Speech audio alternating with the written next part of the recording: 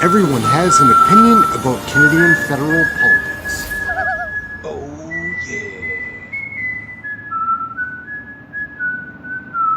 yeah. I think our leader, Trudeau, I don't think I've ever heard him say a true word. Oh, hello. Do you have a warrant to be here? Oh, yeah. It's time for a change in this country, my friends. A real change. Wiggle and squirm as you might, it is really hard to put lipstick on a pig. When I'm Prime Minister, I will keep my promises. WTF. Here. I know this place is where I am. No other place is better than. No matter where I go, I am proud to be Canadian. I am, you know I am. The world that works.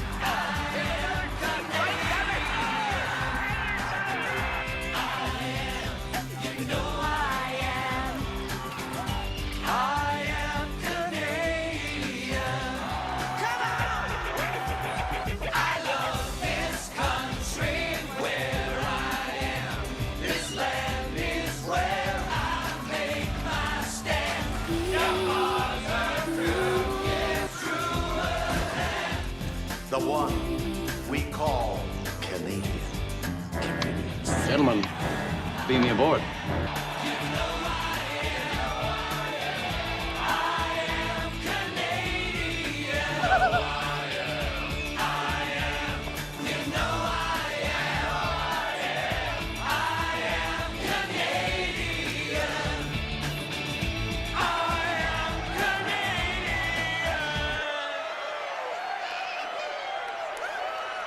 Yourselves are stealing the lifeblood from our city.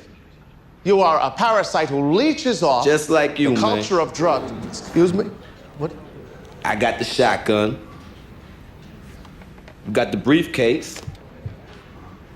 It's on the game, though, right? Well, I'll wait to see what he decides to do first before I decide. If he does dig in? Well, that's up to him. That's up to him. I'll deal with that when it comes. Where does that leave you dissenters? Well, it still leaves us as MPs if we want to stay. Yeah, but unhappy MPs, then what do you do? Well, you still represent your constituents to the best of your ability. Do you think some people may leave the caucus? I don't know. I haven't heard that. But what do you think? I don't think they will. Is there a possibility you could be kicked out? Well, there's always that possibility when you're rebutting something the Prime Minister is trying to do or rebutting his leadership. What about voting with the opposition on a non-confidence motion? Would you do that? Right now, that's something I would have to consider, but right now it's not something I'd do. But is that an option? It is an option. It's an option for everybody every day that there's an opposition motion or any motion in the House. No, but if you're unhappy, isn't that a tool? Well, it is a tool, yes, but will it get the attention of the Prime Minister? I don't know. Are you feeling any pressure behind the scenes from other cabinet ministers? I mean, Mark Miller called it a garbage move. Yeah, well, Mark can have his own thoughts if he wants to, but he's the one that'll have to straighten that issue out. None of us are happy to be called garbage. Would you consider voting against government bills at all as a protest? I would look at the particular bill and the substance of it, and that would be what would lead me to either vote yay or nay. What is the power the caucus has against the boss? Pardon? What is the true power the caucus has? I think Caucus is nervous because of the polling that's been constantly going down in favour of Liberals, and there's a lot of people who do want to run again. I'm not running again. I've already told the Prime Minister that, but there are people there that want to run again, and they're nervous because of what the polls are saying. So you've signed that letter. How many other people have signed it? I don't know. I didn't see. When I signed it, I signed on top of a clean page. I don't know what other signatures are on it. How many are you? You don't know, but are you 20, 40? I would say it's around 20 plus. What can you do more than that? Well, we'll wait and see how the Prime Minister responds to our ask today. Will you go for a secret ballot on confidence of the Prime Minister? Is that something? No. No. But no. What do you want to say to the Prime Minister this morning? That he has to start listening to the people. What does it mean? Well, it means that if you're listening to the people and reacting to what they're saying, you may go up in the polls. If you're doing something that the people in the public think is not what you should be doing, you're going to go down in the polls. Is there anything you want to say about just the dissent in the Liberal Party? I'm focused on getting things done for my riding and for people across Canada. They can focus on getting their house in order. The NDP's focused on getting things accomplished for people across Canada. How soon do you think your Opposition Day motion will be able to be presented? Well, that's up to the Conservatives and the Liberals. We know that the Conservatives filibuster, as of today, is costing close to $20 million. And the Liberals need to do the right thing. They've been told what they need to do. Both parties, if they're serious about getting things done, the Conservatives have to stop blocking their own motion, and the Liberals need to be transparent about what's going on. Thank you. We've heard from Wayne Long, we've heard from Sean Casey saying that basically they're planning on moving on, specifically Mr. Casey. Do you think this means that the Rebels who told Mr. Trudeau to leave, that this is a dead issue now? I think so. I think we need to focus on Canadians, and I respect my colleagues who have brought this up. Obviously, we will defer on how we solve this, but I think I would caution them to operate in the line of Mr. Casey. What about the grassroots effort to have your Prime Minister reconsider his leadership? I wouldn't consider LFAP's grassroots. You think this is just going to go away? I think so, yeah. Would you say the Liberal caucus is unified now after the caucus meeting? I think we're unified in figuring out a plan forward, for sure. And does that plan include Mr. Trudeau being the leader going forward? Yeah, he said he is, and we stand by Do you that. support that? I do. Would you say the Liberal caucus is united behind Mr. Trudeau now? I don't want to comment on caucus, what happens in caucus. Do you support the Prime Minister going forward? He's made it clear he'd still like to stay on as leader. Absolutely, I support the Prime Minister. Yeah. How can the caucus get past this dissent that's in the party? I think there's healthy discussions always in our caucus, and I don't want to go too much far into them, but I think that having healthy discussions is a good thing for a party. But when you have 24 MPs calling for the Prime Minister to resign, how do you move forward? I think that all of our parliamentarians are able to express their views in our caucus, and we appreciate that. I'd say that there are more or less opinions on a strategy of how we move forward, but I don't think it's dissent. I believe it's more of our caucus members feeling free to share their opinions, and that's a good thing about our caucus. What are you hearing from your constituents? I hope to hear from them this weekend. Would you say the Liberal Party is united behind Mr. Trudeau now? We've moved past the caucus issues? I think we've got to focus on Mr. Poiliev and making sure we win the next election. But how do you do that with all these dissenters? I think everyone is committed to making sure that we work together as a team. Everyone is committed to making sure that we beat Mr. Poiliev and making sure that we keep moving forward on the priorities for Canadians. Do you think the Liberal Party is united behind Mr. Trudeau right now? Yes. Yeah? Yep. Do you think that he's the best person to lead the party in the next election? I do.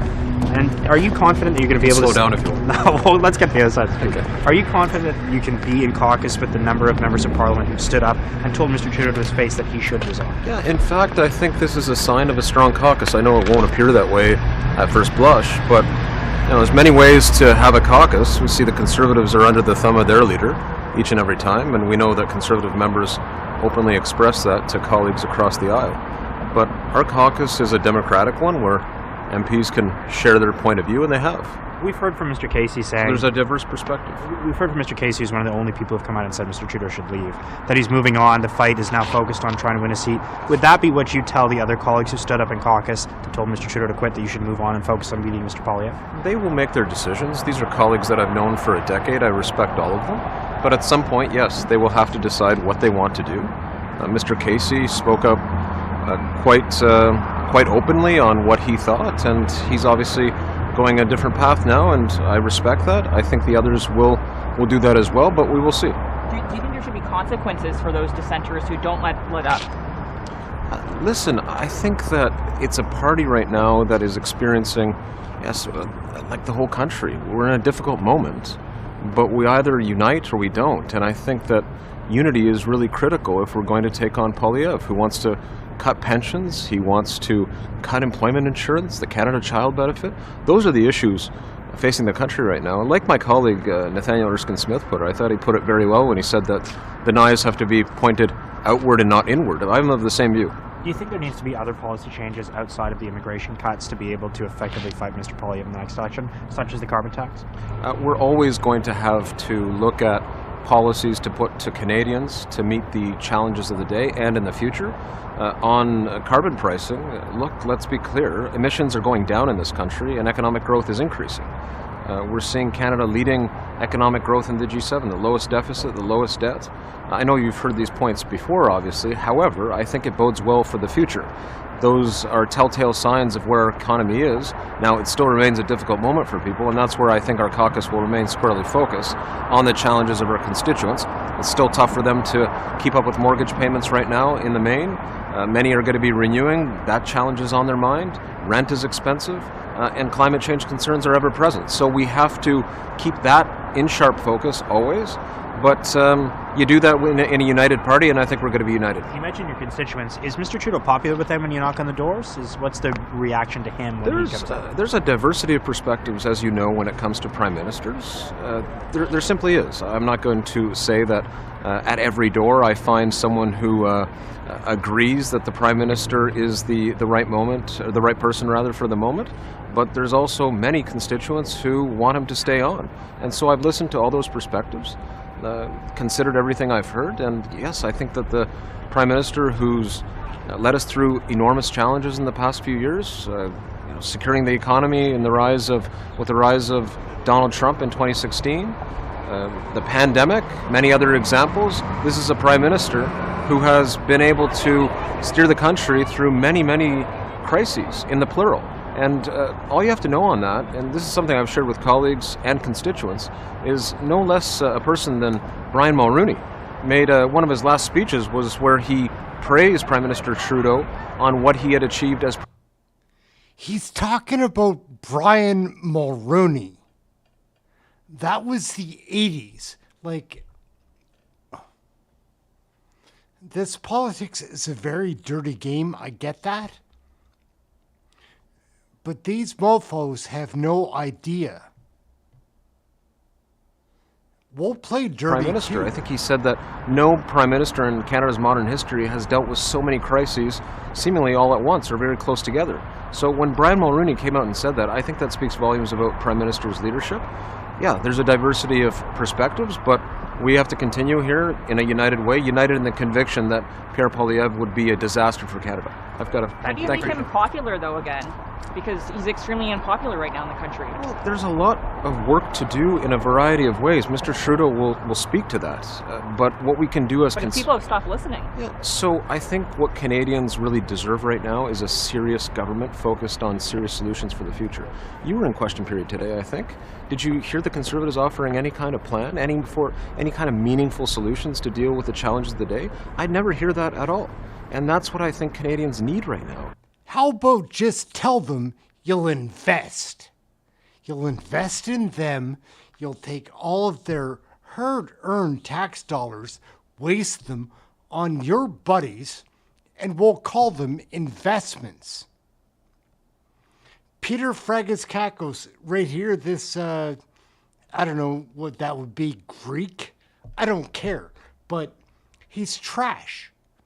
White, black, purple, whatever thing this prick is, he's a liar. Not only a party that's going to identify problems, which is their job, that's their job as the official opposition, but in keeping with what we see with other populist right parties, and I think the Conservative Party of the modern day, certainly not of previous days with Mulroney and others, but now it's a populist party. And so what do populist parties do? They identify problems at every opportunity, but they very rarely, if ever, offer meaningful solutions. And that's what I would expect from the Conservatives. We won't see it because they have made that populist turn. And our job is to focus on the solutions of the day. That's where my head's at. That's what my constituents are expecting of me. And that's why I haven't really been very immersed while we're chatting here. I've not been very immersed in these questions of leadership because my constituents sent me here to work on the issues, in this case, of London. I'm a London MP. Any moment spent immersing myself around questions of palace and political intrigue is a moment I'm not spending on the needs, issues, and concerns of my constituents. So that's where I'm at. Thanks. Tonight, a defiant Prime Minister says he's staying put as his government makes a major reversal on immigration. We didn't get the balance quite right. Today's immigration flip-flop is a massive admission of failure by Justin Trudeau. Why fewer people will be allowed into Canada. Plus, just hours after Trudeau's MPs told him to leave. Are you planning on staying as Prime Minister past October 28th? Yes. At Issue is standing by. A Métis man's horrifying discovery after waking up in hospital. Why? Why did they do that to me? What on earth would provoke somebody to cut someone's hair when you're operating on his hip? And Canadian cars stolen in seconds, but in the UK, some of those same vehicles are harder to steal. What do you think of this words though? He's saying the Prime Minister should step down. What does that say about the Prime Minister's leadership? Look, I'll speak for myself. I'm a member of his cabinet. Obviously, we support him. I think the work that we're trying to do to help Canadians is really the main focus right now. We're up against somebody who's campaigning on promises to deny access to free birth control for women, who won't even get a security clearance to look into allegations about his own caucus members being engaged in foreign interference, who's opposing policies that are going to help build more homes. I know which side I'm on. How do you do that work when half the people say... Your colleagues about wanting the Prime Minister to step down. How does the Prime Minister continue to lead the party into the next election when there are MPs openly speaking about lack of faith in his leadership? Well, I think these are not easy times to lead. I don't know anybody who's having an easy time anywhere leading. But the Prime Minister has my full confidence and the full confidence of most of my colleagues. And I think, you know, it's an easy time to kind of, you know, believe there are magic solutions. And Canadians are going to go through the same kind of thing, I think, whenever the next election comes. You know, you can listen that, you know, that a slogan, just the slogan can fix all of your problems. That's all you need is a magic wand. And that doesn't exist. It doesn't exist in a new magical leader. It doesn't exist in a new magical slogan. These are difficult times, and they require careful deliberation every day, an enormous amount of hard work, and taking in all the stress in the world and trying to hold people. And that's not easy, and I think the Prime Minister is doing it well. What do you think of this letter that some Liberal MPs allegedly are getting engaged in pledging to ask the Prime Minister to leave this position? What do you think of that approach? I think, you know, one of the things I love about my caucus, and it's not, I was elected 20 years ago to this caucus, you know, is that it's full of opinions, and they're welcome to share them, and I think that's a positive thing. I think that's strong. I think having a debate as a party about our future and where we should go is something that I welcome. I don't think that's a bad thing. I think it's a sign of a strong Democratic caucus. I haven't seen the letter. I guess they know my opinion on it, so I didn't get a copy of it. But I think, you know, these conversations around how we deal with the difficult times that we're in and how we try to find answers and how we try to lead are totally appropriate. So I don't mind my colleagues having these conversations at all. But the fact that you have to say, the fact that you're saying right now, only some or not even, can you say all of your caucus has confidence in the Prime Minister? I mean, how does that show that you have a strong caucus? It shows that there's a lot of division. Well, but I mean, this is just an honest reflection of what's happening in every caucus at all times. I mean, I think that I don't look. If you guys watch, you know, different people come by in different political parties, and you know that some of them are closer than others to the current leadership or the current policies. There's always a situation where people don't have their perfect situation. That's being in a party. Like, you know, we have to be a team. So some people in the team are always going to be a little bit more or less happy with what's going on or what the situation is.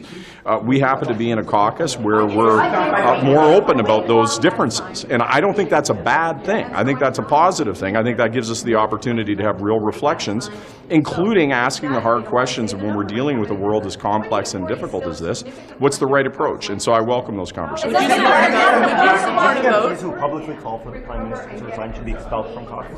No, I think that, you know, I think that if you don't, ultimately, if they present a different view of our path forward, at some point in time, you got to say, okay, well, we're continuing this way. Your other colleagues don't agree with you. And then they make a choice about whether or not they want to continue on that basis and continue fighting into the next election. I mean, at a certain point in time, this has to resolve itself. I mean, I think that those conversations are positive and good.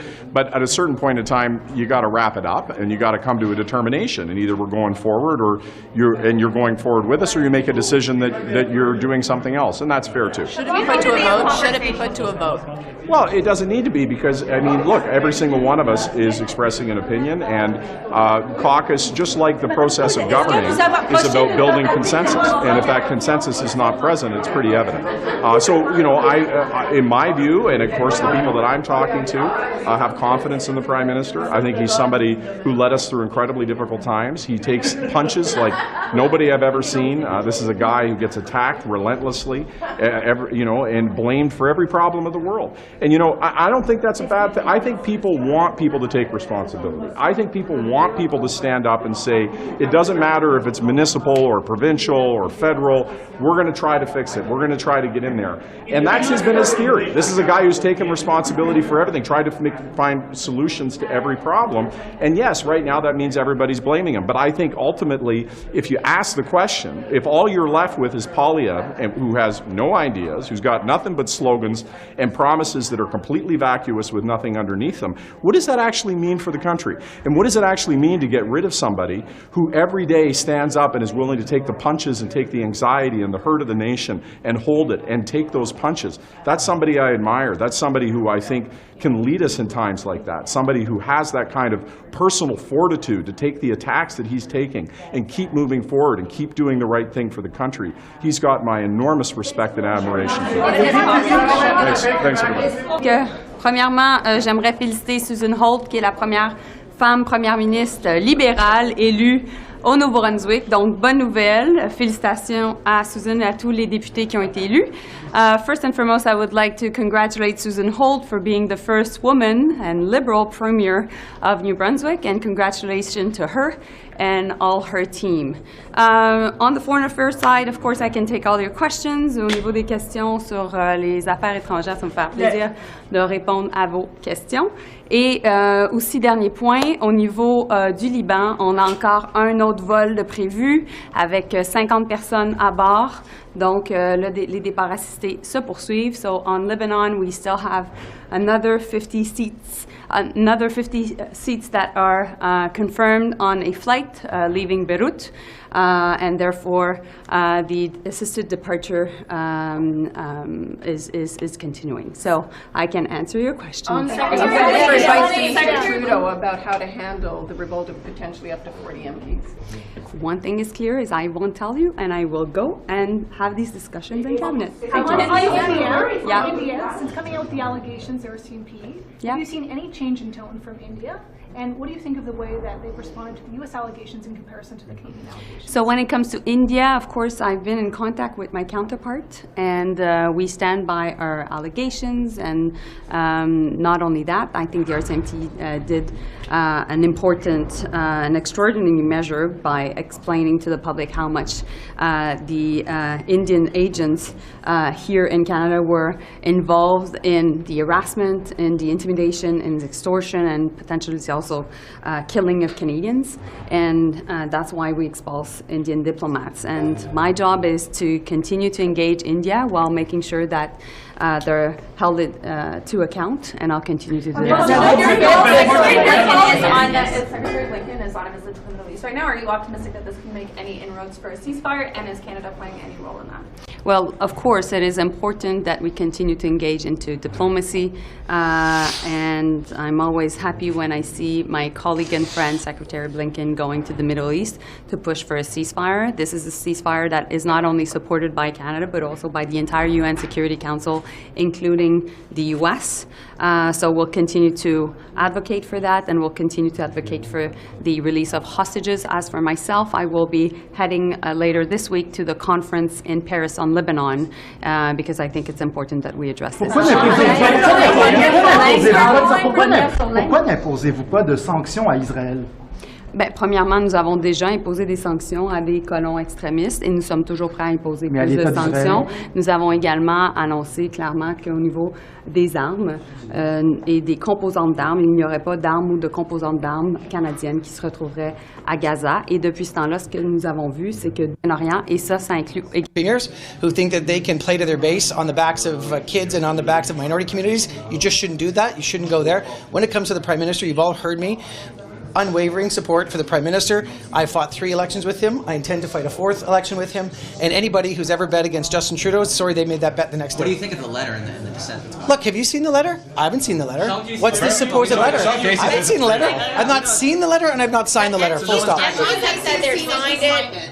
MPs have said they signed it. Are you saying it's not real? I haven't seen a letter. Have you seen a letter? But your cabinet But I've not talked to anybody. I've not talked to anybody who's actually seen the letter. Here, let me ask you this. Let me answer your question. J'ai pas signé la lettre. Je n'ai pas vu la lettre. Et j'ai entièrement confiance dans le Premier ministre. J'ai fait 3 élections à ses côtés. On va faire une 4e ensemble. Et si on parie contre le Premier ministre, on est vraiment déçus le lendemain. So you don't going to be a bust, according to you. No. Caucus meetings are never a bust. Like, we get to all come together, put all of our issues on the table. It's why we have caucus meetings for 2 hours. Look, I think it's a moment where caucus is going to express itself. The Prime Minister is going to listen, and we're going to get through this as a team. How does he get through it? How does he get Block ultimatum pretty much dead. Pardon? Is the block ultimatum going anywhere? Well, that's for the bloc to answer. We are certainly focused on making the government to work for Canadians. That's exactly what people expect, and that's what we are going to keep doing. Is there any wiggle room on the Est-ce que les députés qui ont signé la lettre sont des peureux, comme ils n'en parlent pas publiquement? Ben, écoutez, de ce que je sache, personne n'a vu cette lettre et peu de députés en ont parlé. Alors on verra si cette lettre existe. Ce qui est clair, par contre, c'est que tous les députés veulent et doivent continuer à travailler à tous les jours pour se battre pour les concitoyens qui les ont élus. On sait qu'en 2024, gouverner le Canada, c'est difficile et c'est dur aussi pour les députés. C'est pareil partout sur la planète. Donc c'est une source... La façon que c'est un peu secret, est-ce que vous pensez que ça manque de courage de la part des députés? Ben, ce serait aux députés concernés de répondre à cette question. Moi, ce que je veux dire, c'est qu'au caucus du Québec, certainement, les députés sont... Sorry to leave you guys with this bum, Jean-Yves Duclos, for as long as I have, but you need to see this pervert, this disaster minister.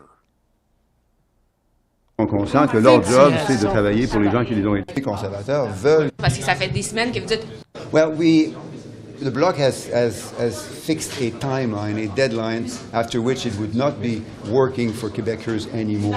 We haven't done that. We are mindful of the fact that, yes, there are things that we would like to expedite, and we're willing to see how that could happen. But there are things we need to do beyond that, an artificial deadline for Canadians and Quebecers in particular to be served, to be well served by the government of Canada. Okay, thank you. Merci. Commentaire sur le cas de Bedford et le message de M. Legault ce matin là, qui fait un appel à l'importance de la laïcité dans les écoles. Vous en pensez quoi de cette situation? Ben, écoutez, on parle du bien-être des enfants qui, dans certains cas, sont déjà vulnérables. C'est pour ces enfants, c'est pour ces écoliers qu'il faut se battre. Ce qu'on croit comprendre, c'est que le gouvernement canadien, le gouvernement québécois, pardon, avait tous les outils pour défendre, et on sait que... Yes, I support the Prime Minister. What's your message to your colleagues? How do you come back, though? How do you come back from 20 to 40 people expressing I don't know the number. confidence? I don't know any numbers. Does the number matter as much as the expression of a large group of people within the caucus? Well, I think they have to express themselves to his face, like I've said, and not do it sort of in hushed tones. And Qu'est-ce que vous pensez de leur démarche? Est-ce que ça... How does he come back to lead a united caucus if that many... Well, I think what you'll see is that the vast majority of caucus and cabinet, the entirety of cabinet's behind him. Qu'est-ce que la démarche, la façon de faire, que c'est secret, que les gens ils veulent pas parler publiquement de la chose? Je devrais peut-être en rentrer en politique pour savoir comment ça marche au caucus. Mais d'habitude, c'est en privé et on s'attend à ce que les gens se disent les vraies affaires. I'll tell you one thing. I am sick of the French.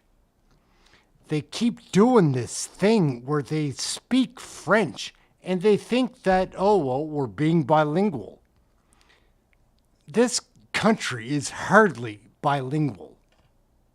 Like, go to Quebec, there is a lot of French.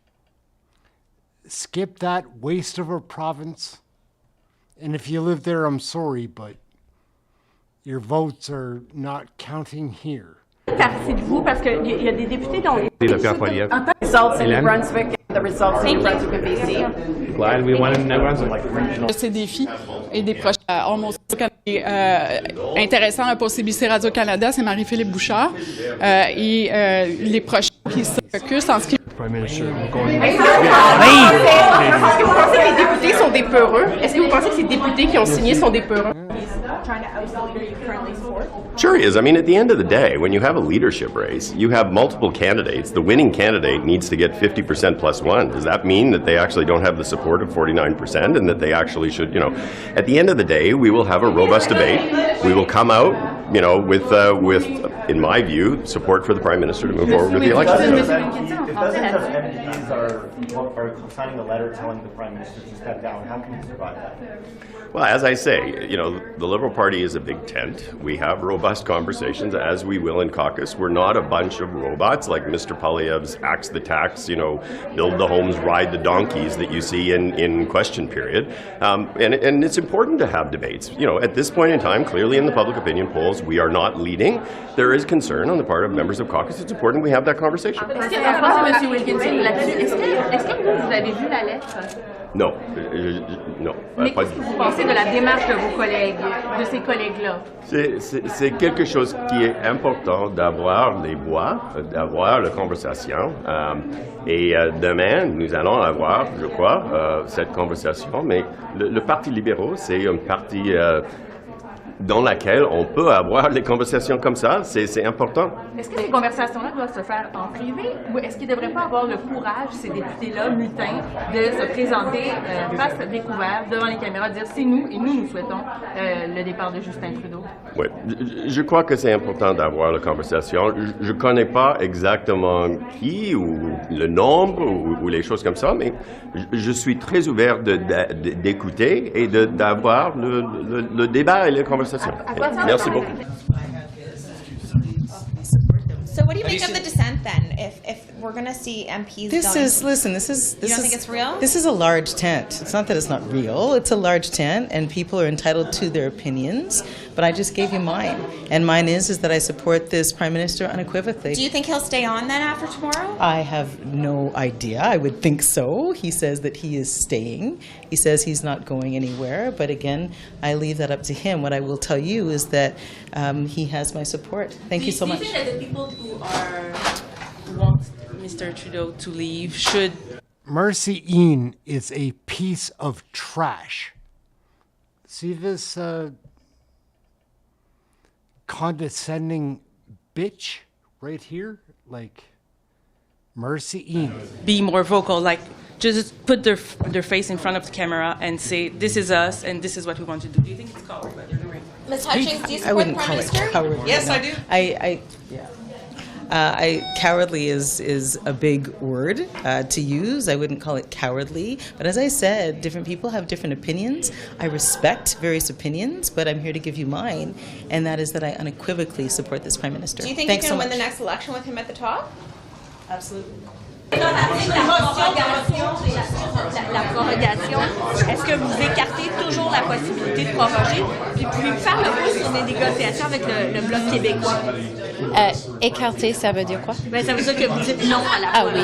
OK, donc c'est toujours non. Okay. Oui, et bien sûr, je continue les discussions avec toutes les partis d'opposition, incluant le Bloc. Est-ce qu'il y a des discussions peut-être pour adopter une motion de closure pour ramener les travaux à l'ordre du jour normalement?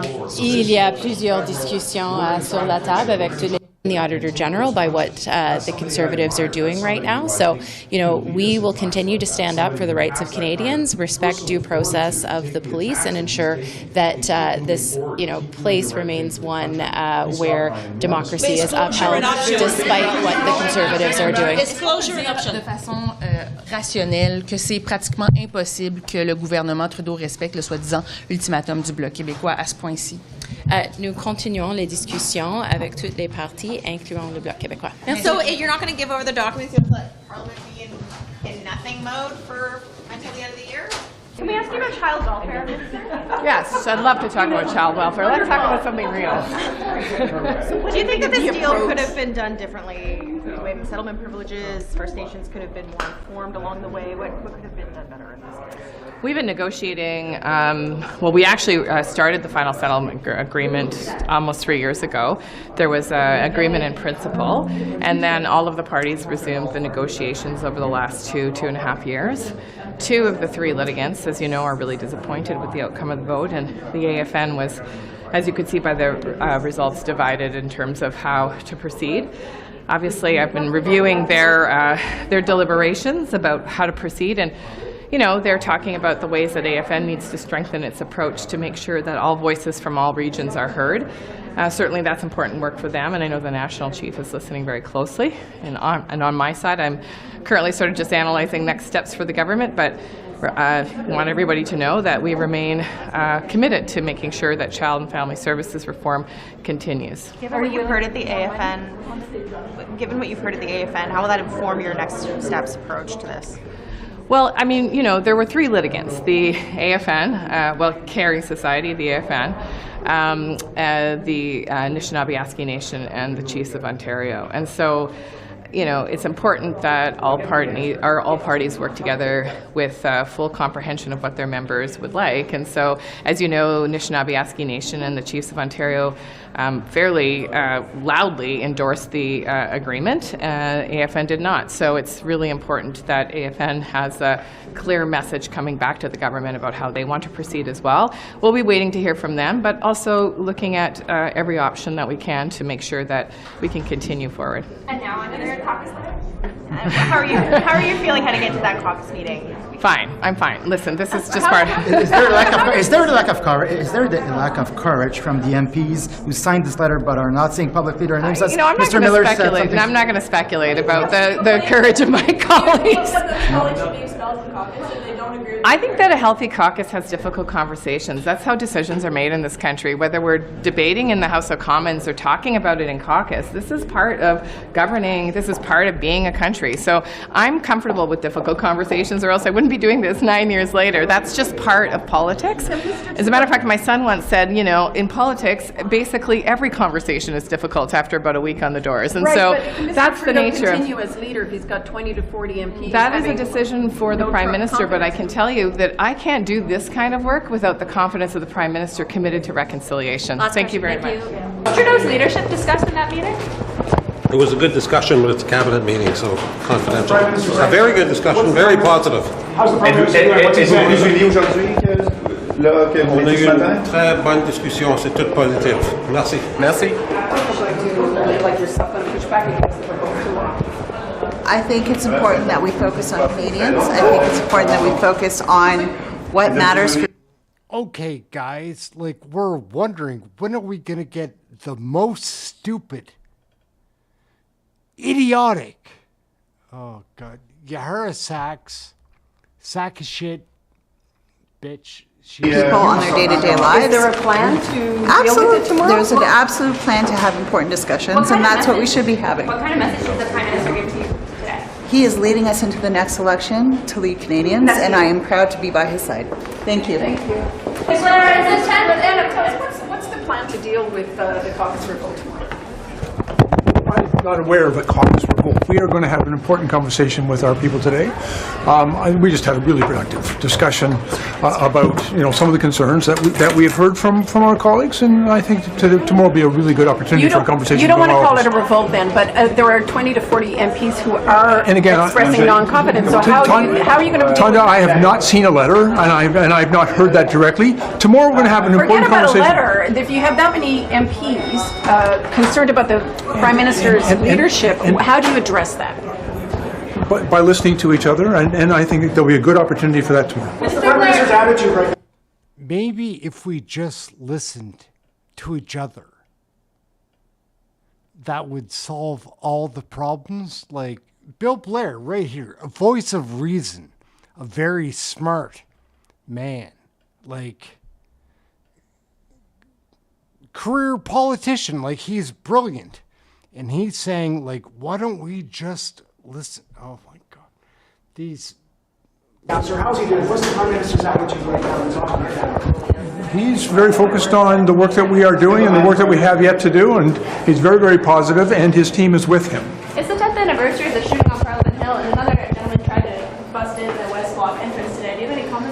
yeah, we're going over, I'll be at the National Memorial later on this afternoon. We're laying a wreath in acknowledgement of Nathan Cirillo, who lost his life 10 years ago today. I think that it's still a serious concern with what we're seeing with some of the radicalization and extremism, and security of this very important people's place is paramount, and the people that come here to work need to know that they can come here safely. And so, we'll certainly reflect on lessons that were learned 10 years ago and the work that we still have to do. Was the case today radicalization? Again, I don't have any information on what happened this morning, but certainly when Corporal Cirillo and Patrice Vincent in Saint-Jean, Cirillo lost his life 10 years ago. That certainly was a matter of violent extremism, and so, I think a lot of lessons have been learned. We still have to make sure that we remain vigilant here. Are you still seeing what the Prime Minister? How do you feel about the caucus meeting? Who is this motherfucker? Like, god damn. Look at the size of that skull and listen to the input of that brain. He's got nothing to offer at all. Are you confident that there's a plan to deal with the dissent in the caucus? Well, just like any other caucus meeting, I will attend, and I look forward to good discussions among colleagues on issues that are important to Canadians. What's that? Look, I approach it like any other caucus meeting to talk about issues that are important to Canadians. Do you detect his mood? Is he worried? Look. As I wait for my UN job, like, that's all that this brother is waiting for. It's so frustrating what's going on. If you pay attention, it really is. At the end of the day, I'm approaching the next tomorrow's caucus meeting just like any other caucus meting where we talk about issues that are important to Canadians. And it's not any other caucus meeting. That's my approach. Who have allegedly signed this letter? Do you have a message to them? I'm not involved in any of that. Thank you. I'm not involved in any of There's that. a meeting focusing on the important things that Canadians want us to focus. Just be careful. We don't want to lose you. Well, so stand and talk to me then, and don't make me No, run but after you. I have to go eat. I'm a guy at 54. How do you push back tomorrow against the No, I'd say we had a very good cabinet meeting focusing on the important things that Canadians want us to focus on. It was a very good meeting. Trust me, but why I've been did here it for take 10 you out? years. Why are you But it's good. There's a lot of things that Canadians Canadians care about. They care about immigration. They care about inflation. They care about cost of living. That's the thing we're talking about. That's what Canadians focus about. For sure. I'll see you back. I have to grab something to eat. Well, we had an important cabinet meeting, as we should. We're here to deliver for Canadians, so that's why. So it was a very good meeting. Do you think your caucus is unified right now? We'll have a discussion with our folks tomorrow, but like I said, today was a very good meeting. I know you're all here and wondering, but that was a very good meeting. We have a lot of things to deliver, and that's why I was rushing. I was just grabbing lunch. Did you encourage the Prime Minister? Did you encourage the Prime Minister? Unless you didn't catch on, FPC here is a hungry little chihuahua. He needs to eat. He's cranky, doesn't want to answer questions because he needs to eat. He's a big dog, like, that weighs 8 pounds, 4'6". To stay on as leader? No, and I would say today, but today is about the business of Canadians of Canada. So they had a very good meeting, and but you just said you didn't encourage the Prime Minister. Yeah, okay. So repeat what. Yeah. So listen to my question. I asked you, did you encourage the Prime Minister to stay on as leader, and you said no. Oh, sorry. I misunderstood your question. Do you want to be leader? No, I misunderstood your question. That's why I'm giving you a second chance here. Why did you not encourage the Prime Minister to stay on as leader? So the Prime Minister is the Prime Minister. The Prime Minister is the leader of the Liberal Party, and the Prime Minister is going to lead the Liberal Party in the next election. That's very simple. And I've run many times. How are you going to run? Can we bring you over here? Well, as I always said, I'm preparing for the next election always. And that means working for the constituents of Cardigan, and I am continuing to do that every day. And how do you think that the Prime Minister should handle the dissenters in the caucus who want him to leave? Oh, well, he's quite capable of handling anybody and all issues, I'm sure, in caucus, has for the last 9 years, and I'm sure he will. You know, if you forgive me, your answer to whether or not you are running again is not completely saying you are running again. You're saying isn't it? preparing Well, your I've said it for a number of years. You intend to run? Have you got the nomination, in other words? Well, people have been pretty generous. They've nominated me 11 times, and I'm hopeful they will again. Your colleague Sean Casey says that in PEI people want the Prime Minister to step down. I don't hear that in my riding, but simply all I can report is what I hear from my constituents. Which is? Oh, just that, we're working on issues all the time. In our riding, we work together. Like, no matter what we're doing, we have some difficulties. We work together and try to resolve, and that's the way we've worked for over 30 years, and that's the way we'll continue to So work. what do you think about the vocal minority, if it is a minority, that wants the camp to... Well, of course, I'm not sure what it is, really, until something develops, I know, wait till see what will happen. What do you mean? You're not sure what it is? Wait until you see what happens when I'm 85. I'm gonna rock it. This old bag of shit, Larry McCauley, he's gonna talk about being a farmer next? Like, I was a farmer. He's the agriculture minister. I don't know, he's 78 or 79 years old. Like, and lame as hell.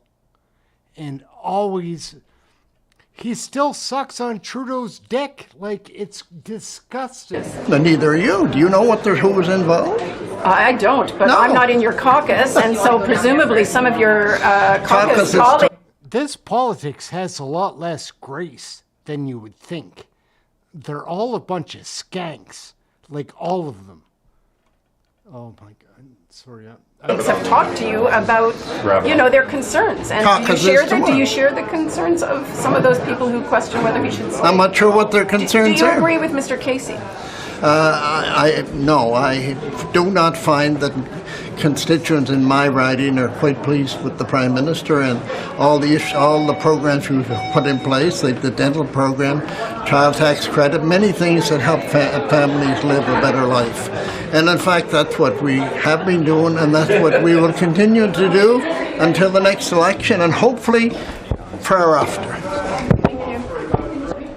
Passé aujourd'hui, comment vous avez l'impression que les ministres se tiennent derrière M. Trudeau? Ben écoutez, on a eu d'excellentes discussions aujourd'hui, puis comme on le dit depuis le début, toujours... Say, we're taking these extraordinary steps to come up with this information to disrupt this type of foreign interference, right? This is actually giving more confidence to the anxiety that Canadians are feeling. And I trust our intelligence agency and all the departments head and the public service to do the right thing, and they have been.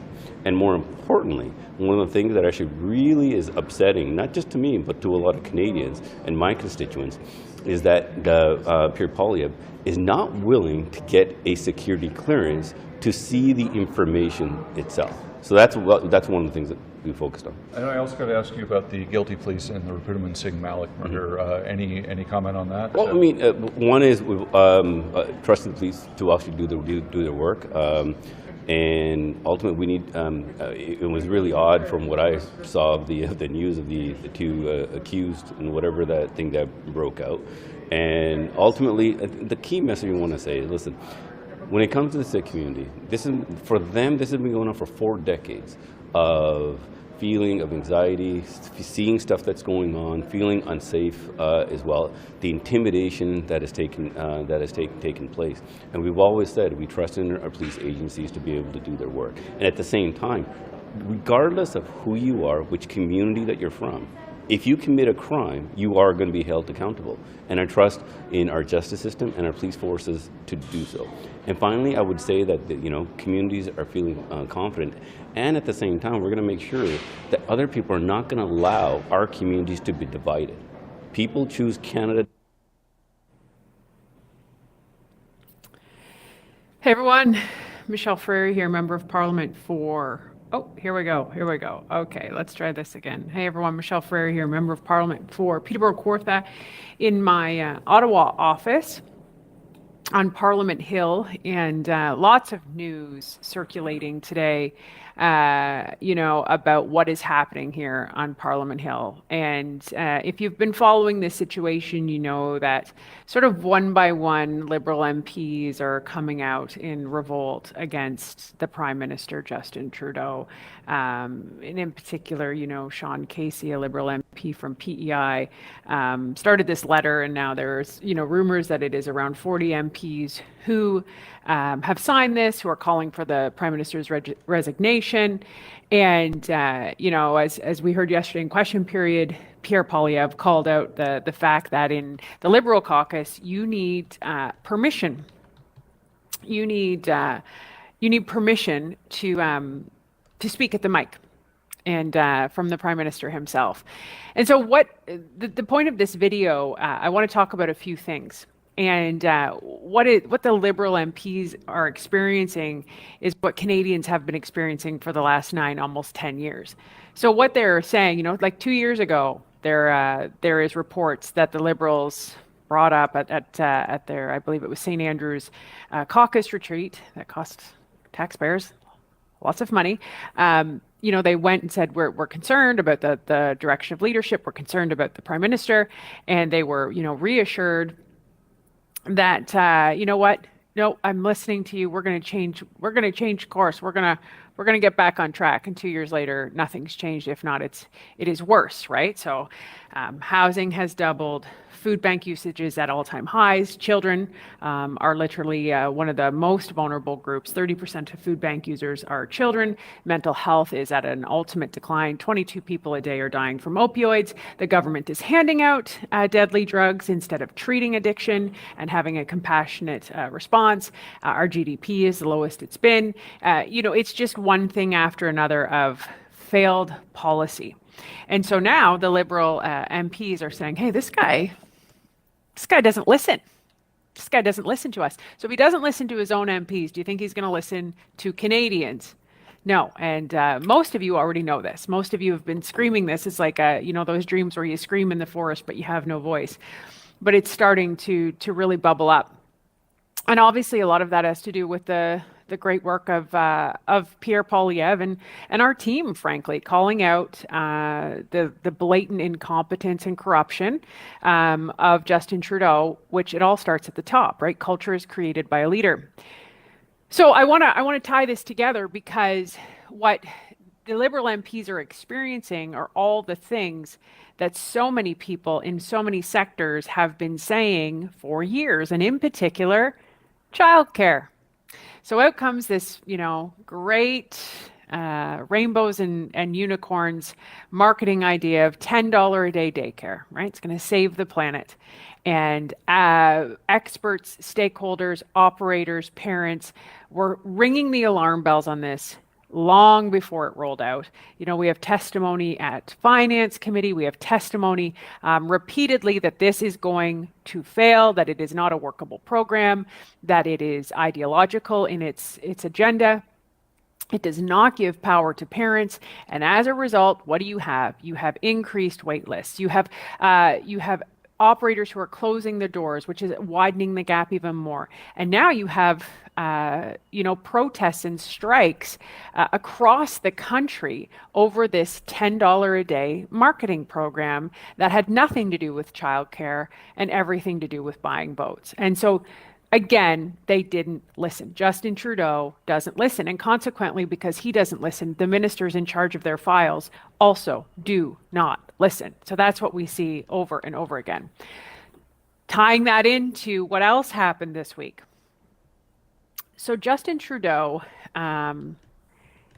yesterday, 2 days ago, I guess it was, went on Twitter or X and said, 2 years ago, this is his tweet, 2 years ago today, we froze the handgun market and stopped handguns from being bought, sold, or transferred anywhere in Canada. We chose your safety over the gun lobby every time. Well, he was called out on that. The Toronto Police Association quote tweeted that and said, "Criminals did not get your message. Our communities are experiencing a 45% increase in shootings and a 62% increase in gun-related homicides compared to this time last year. What difference does your handgun ban make when 85% of guns seized by our members can be sourced to the United States? Your statement is out of touch and offensive to victims of crime and police officers everywhere. Whatever you think you've done to improve community safety has not worked, Justin Trudeau."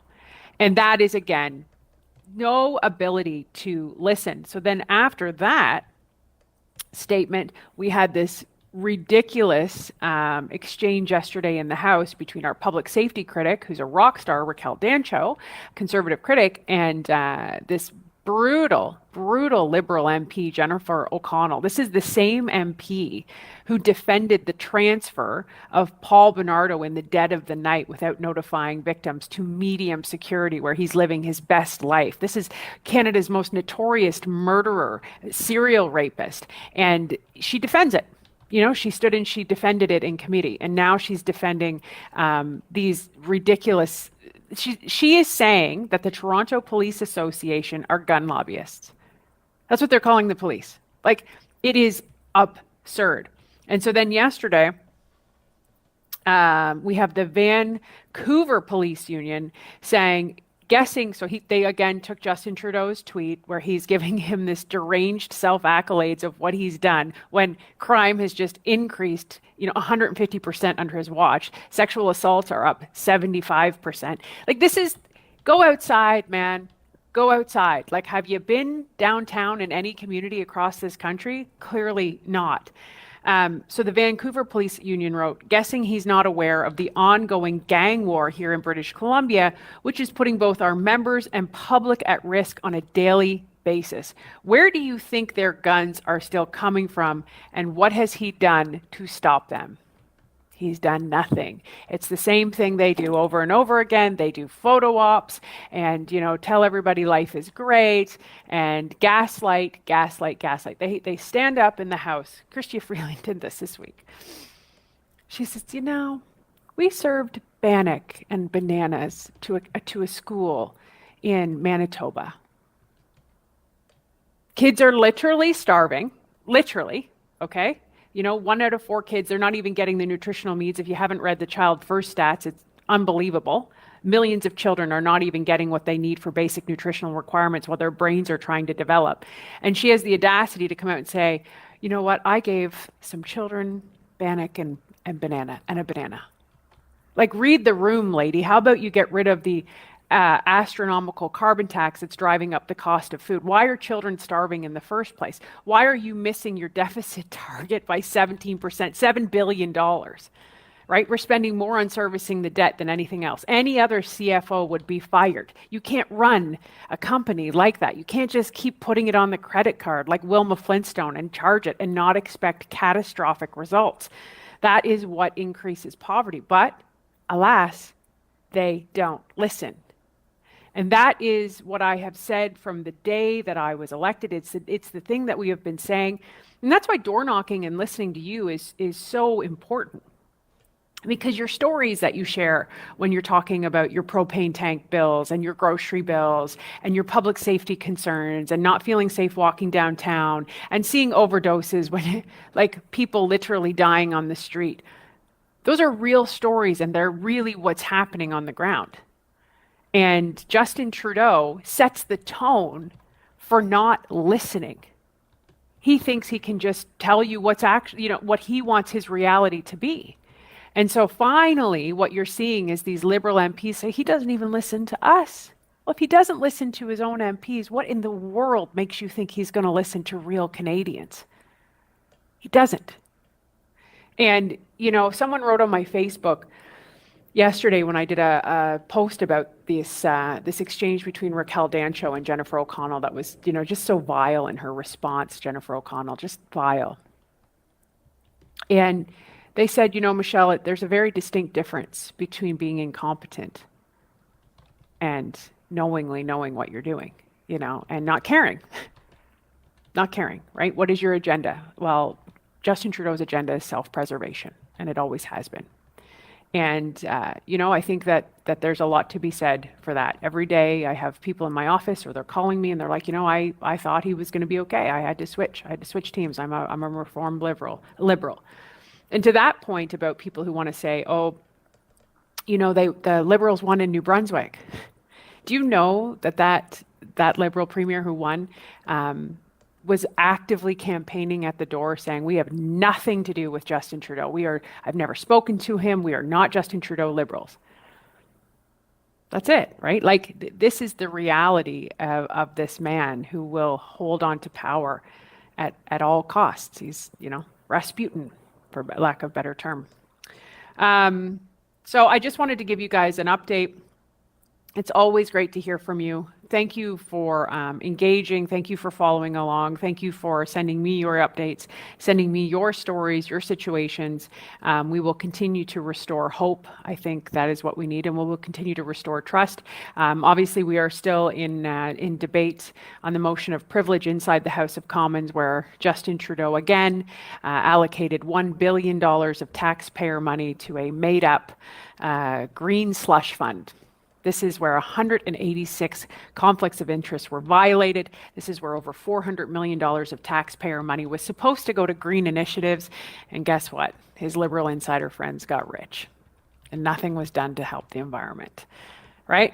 But they won't hand over the documents. Oh, but if they do hand over the documents, they're gonna black out what you need to see.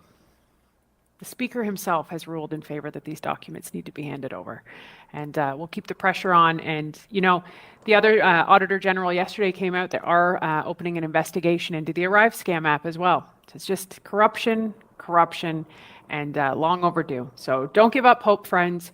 It is coming. Change is coming. And a carbon tax election will certainly set the tone of what people want. Because the most compassionate thing a leader can do is make life affordable. That is what we need to do. We need to restore affordability, accountability, transparency in this country. And in the words of what we are doing, and these are, the 4 foundation things of what we will do and what we are going to do, right? We're going to fix the budget, right? We're going to build the homes, and we're going to stop the crime. Right, and that's what we're going to do. So, thanks, guys. It is always a pleasure to hear from you. Have a great day.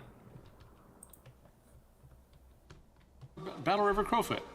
Thank you very much, Mr. Speaker, and I appreciate the speech that my colleague from Brantford Brand just gave. Look, I was flabbergasted to hear the Leader of the Opposition's answer today, the most immature answer on immigration that I've ever heard. He's late to the game. He's so late to the game on this, he hasn't even come up with a slogan yet. So when he comes up with a slogan, perhaps we'll take the chance to respond. But what we propose is a plan for controlled migration. We're proud of it. It serves Canadians well. The honourable member from Calgary Shepherd. Thank you, Speaker.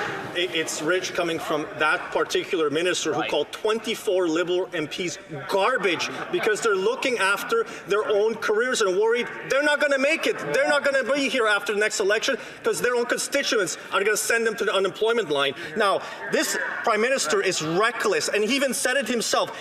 He didn't get it right. He said it during his own press conference. He didn't get it right on immigration. He didn't get it right on housing. He can't get it right on the carbon tax. So, will the Prime Minister just admit that his flip-flop has destroyed the immigration system and accept his own personal failure? The Honourable Minister for Immigration, Refugees and What I Citizenship. said, Mr. Speaker, is that it's garbage to focus on anything other than the circus clown that he's supporting.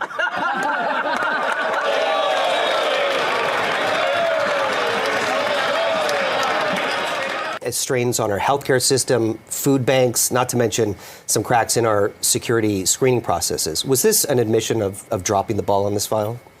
Jamie, the Prime Minister put me in that position to make a few things change. I think we realize everyone has an opinion about. I do. Well, I would. Well, sir, maybe I'll ask you this.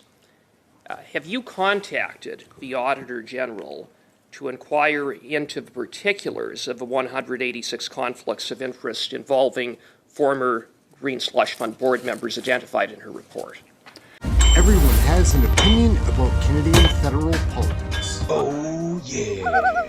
Hey gang, what's up? Just Aaron right here, Canadian Looney. So we have so many stars in these. I know what you're going to get from a crazy NDP MP like Laurel Collins in these committee videos. Anyways, the word is out. We've revealed in the thumbnail, in the title, what this committee video investigation is going to be about. Let's take a look. It's always wild in these committee videos, guys. Let's check it out. Let's go. Thank you very much. We'll open things up with Mr. Cooper. Mr. Cooper, you have the floor for 6 minutes, please. Thank you very much, Mr. Chair. Thank you to the witnesses. Mr. von Finkenstein, your report in which you found Ms. Verscheren guilty of breaking the law by violating the Conflict of Interest Act merely scratches the surface of corruption and conflict at the Green Slush Fund.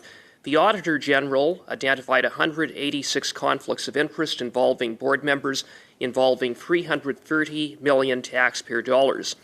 When you appeared at the Industry Committee last month, you were asked by Mr. Perkins if you were going to initiate investigations into these many other conflicts of interest. You indicated that you had not.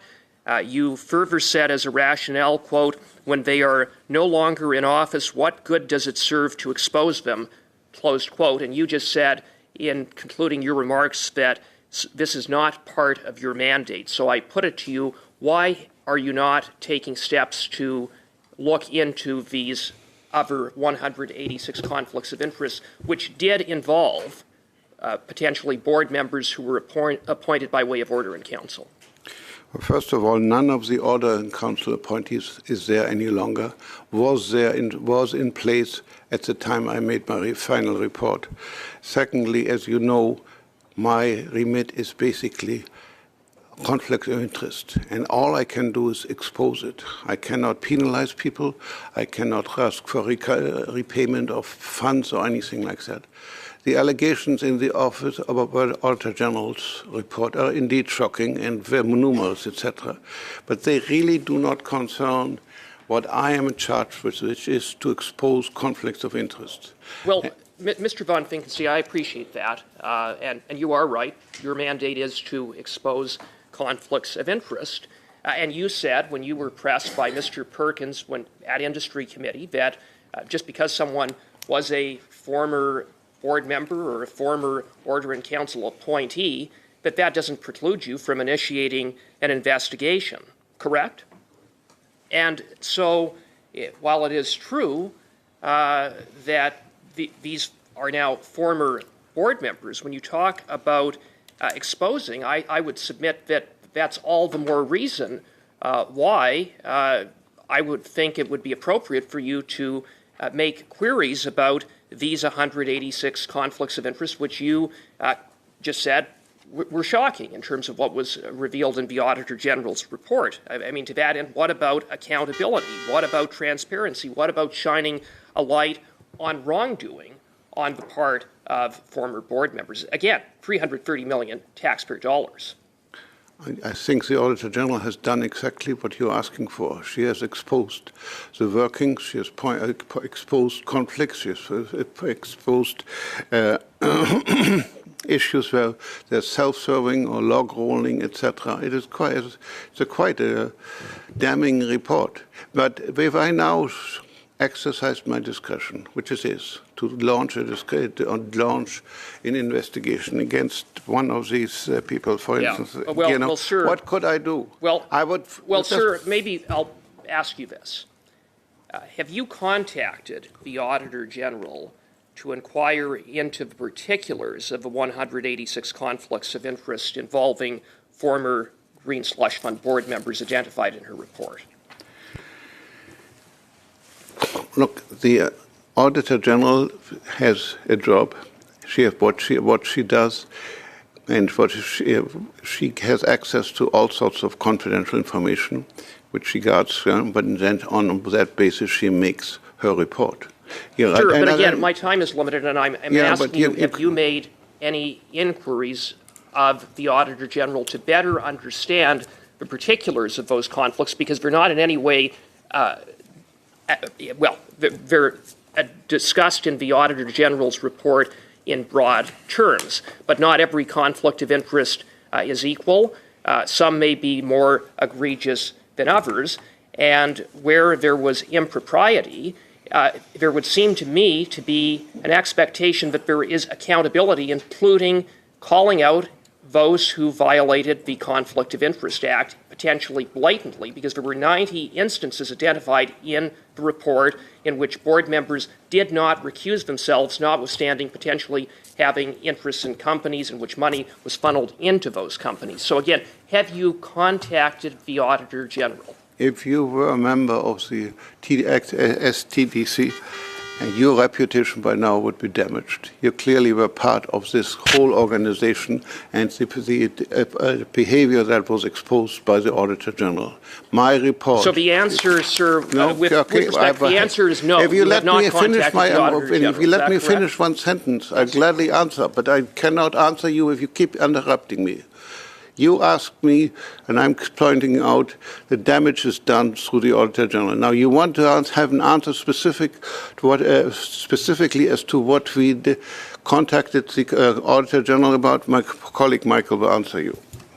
Well, the simple answer is no, we don't communicate with other agents of Parliament to discuss operational matters. Let me just say, with the greatest of respect, Mr. Von Finkenstein, and I do have respect for you and the office that you hold, but I find it surprising and disappointing that you would simply say, it's not within my purview, I have no interest in looking at this further to identify or get to the bottom of any of these further additional 186 conflicts of interest involving 330 million taxpayer dollars. It seems to me that 186 conflicts of interest involving that amount of money should have the full attention of the Conflict of Interest and Ethics Commission. Thank you, Mr. Cooper. Mr. Von Finkenstein, if you have a response to that, I'll certainly allow it. Well, a conflict of interest doesn't necessarily mean a conflict of interest under the Act, first of all. You'd have to go through each one of those to see. Secondly, as I pointed out, it's my discretion to launch an investigation or not. I launch it if I think it has an effect and is needed. In this case, I'm of the view that the Auditor General has made a very lengthy report.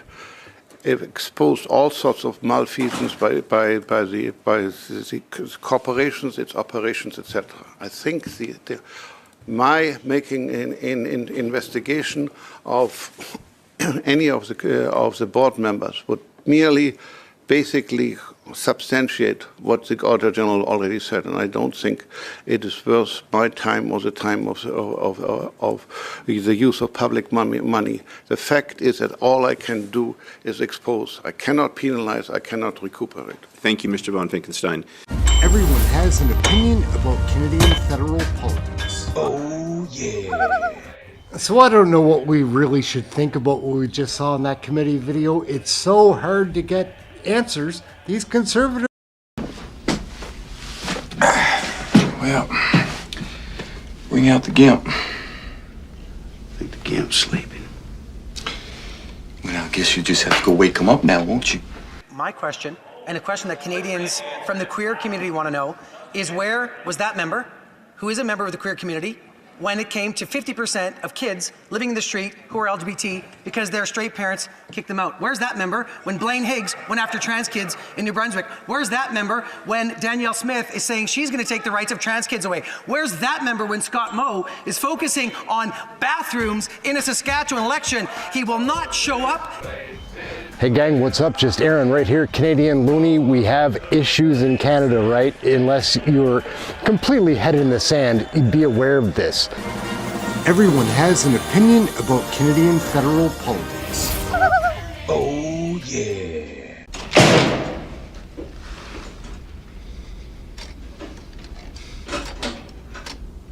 After 9 years of NDP Liberals, time is up for the Prime Minister's endless chaos and failures. And let's use his own words on immigration just from last year to prove it. Quote, as our government is raising immigration levels to the highest levels that have ever been, people are like, we're already facing challenges in housing. Where are we going to house these 500,000 people per year? And now, a year too late, the Prime Minister made an announcement that is an admission of a massive failure of his record after 9 years. Will the Prime Minister admit that his flip-flop has caused lasting damage to Canada's housing market, healthcare and jobs? The Honourable Minister for Employment and Workforce Development. Mr. Speaker, We've answered that question already this week. My question, and a question that Canadians from the queer community want to know, is where was that member, who is a member of the queer community, when it came to 50% of kids living in the street who are LGBT because their straight parents kicked them out? Where's that member when Blaine Higgs went after trans kids in New Brunswick? Where's that member when Danielle Smith is saying she's going to take the rights of trans kids away? Where's that member when Scott Moe is focusing on bathrooms in a Saskatchewan election? He will not show up.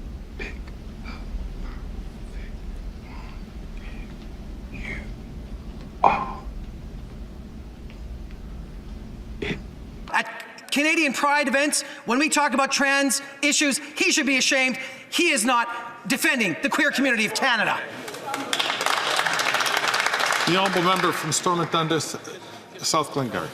I'm proud of who I am and proud of my integrity when that minister can't even name the other Randy. So I'm not going to take any lectures from that guy, Mr. Speaker. But here's what the Prime Minister said just last year about the immigration system. Quote, there are a lot of pressures on our system, increasing the immigration levels. Interestingly, though, it'll take some pressure off the system. They have absolutely failed and they broke our immigration system. They've doubled housing costs and they did a massive flip-flop yesterday that they're embarrassed to even talk about. After 9 years, why can't we just have a carbon tax election to boot that member in this government out of here?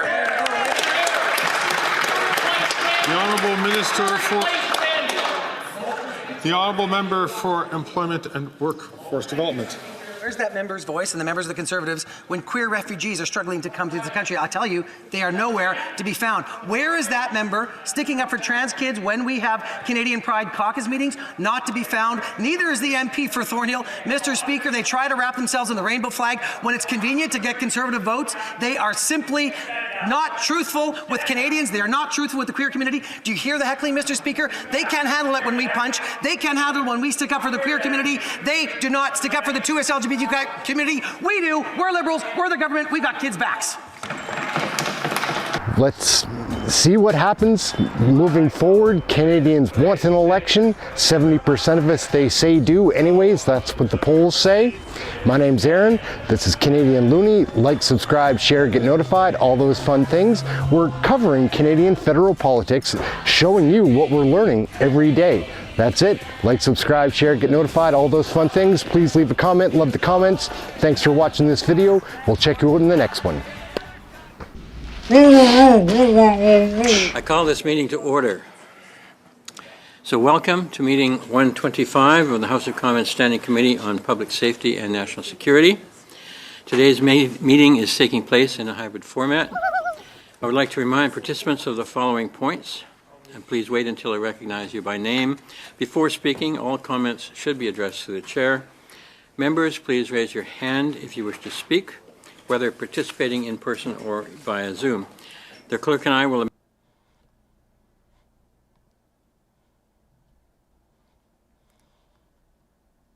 Sorry, gang. So I'm having trouble right now trying to figure out which episode of this we're going to watch. We watched that earlier, so we can't do that again.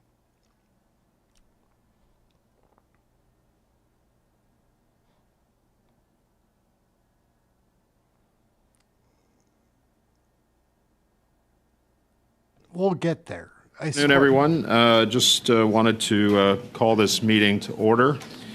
I want to welcome everyone to meeting number 135 of the House of Commons Standing Committee on Access to Information, Privacy and Ethics, conformément à l'article 108.3h de règlement et à la motion adoptée. Pursuant to Standing Order 108.3h and the motion adopted by the committee on Tuesday, February 13, 2024, the committee is resuming its study of the impact of disinformation and of misinformation on the work of parliamentarians. I would like to welcome our witnesses today. Canada, we have Shane Huntley, Senior Director, Threat Analysis Group, who's joining us by video conference. We've got Jeanette Patel, who is the Director, Government Affairs and Public Policy Canada. From Meta Platforms, Inc., Rachel Curran is here, who is the Head of Public Policy Canada. And then we've got Lindsay Hundley, who is the Global Threat Intelligence Lead by video conference. From TikTok, Steve Dyer, Director of Public Policy and Government Affairs Canada. and Justin Ehrlich, who is the Global Head of Policy Development by video conference, and also from X Corporation, Wilfredo Fernandez, who is the Head of Government Affairs in the United States of America and Canada. I want to welcome you all to committee for this very, very important study. As you know, you all have up to 5 minutes to address the committee, and I'm going to start with Mr. Huntley. Mr. Huntley, who's online, if you can go ahead, sir, 5 minutes to address the committee. Hi there. I'll be addressing the committee on behalf of Google Canada. I apologize. Go ahead. Thank you. Thank you very much, Monsieur le Président, Mesdames et Messieurs. Mr. Chairman, members of the committee, my name is Jeanette Patel, and I am the Director of Governmental Affairs and Public Policy for Google in Canada. Remotely today by my colleague Shane Huntley, a Senior Director of Google's Threat Intelligence Group. Earlier this year, as part of our ongoing commitment to protect elections, Google created the Google Threat Intelligence Group, which brings together the industry-leading work of our Threat Analysis Group and the Mandiant Intelligence Division of Google Cloud. Google Threat Intelligence helps identify, monitor, and tackle threats ranging from coordinated influence operations to cyber espionage campaigns across the internet. On any given day, TAG tracks and works to disrupt more than 270 government-backed attacker groups from more than 50 countries and publishes its findings each quarter. Mandiant similarly shares its findings on a regular basis and has published more than 50 blogs to date this year alone, analyzing threats from Russia, China, Iran, North Korea, and the criminal underground. We have shared some of our recent reports with this committee, and Shane will be happy to answer your questions about these ongoing efforts. Google's mission is to organize the world's information and make it universally accessible and useful. And we recognize that this is especially important when it comes to our democratic institutions and processes. We take seriously the importance of protecting free expression and access to a range of viewpoints, and we recognize the importance of enabling the people who use our services to speak freely about the political issues most important to them. When it comes to elections integrity and security, our work is focused on 3 key areas. First and foremost is continuing to help people find helpful information from trusted sources through our products, which are strengthened through a variety of proactive initiatives, partnerships, and responsible safeguards.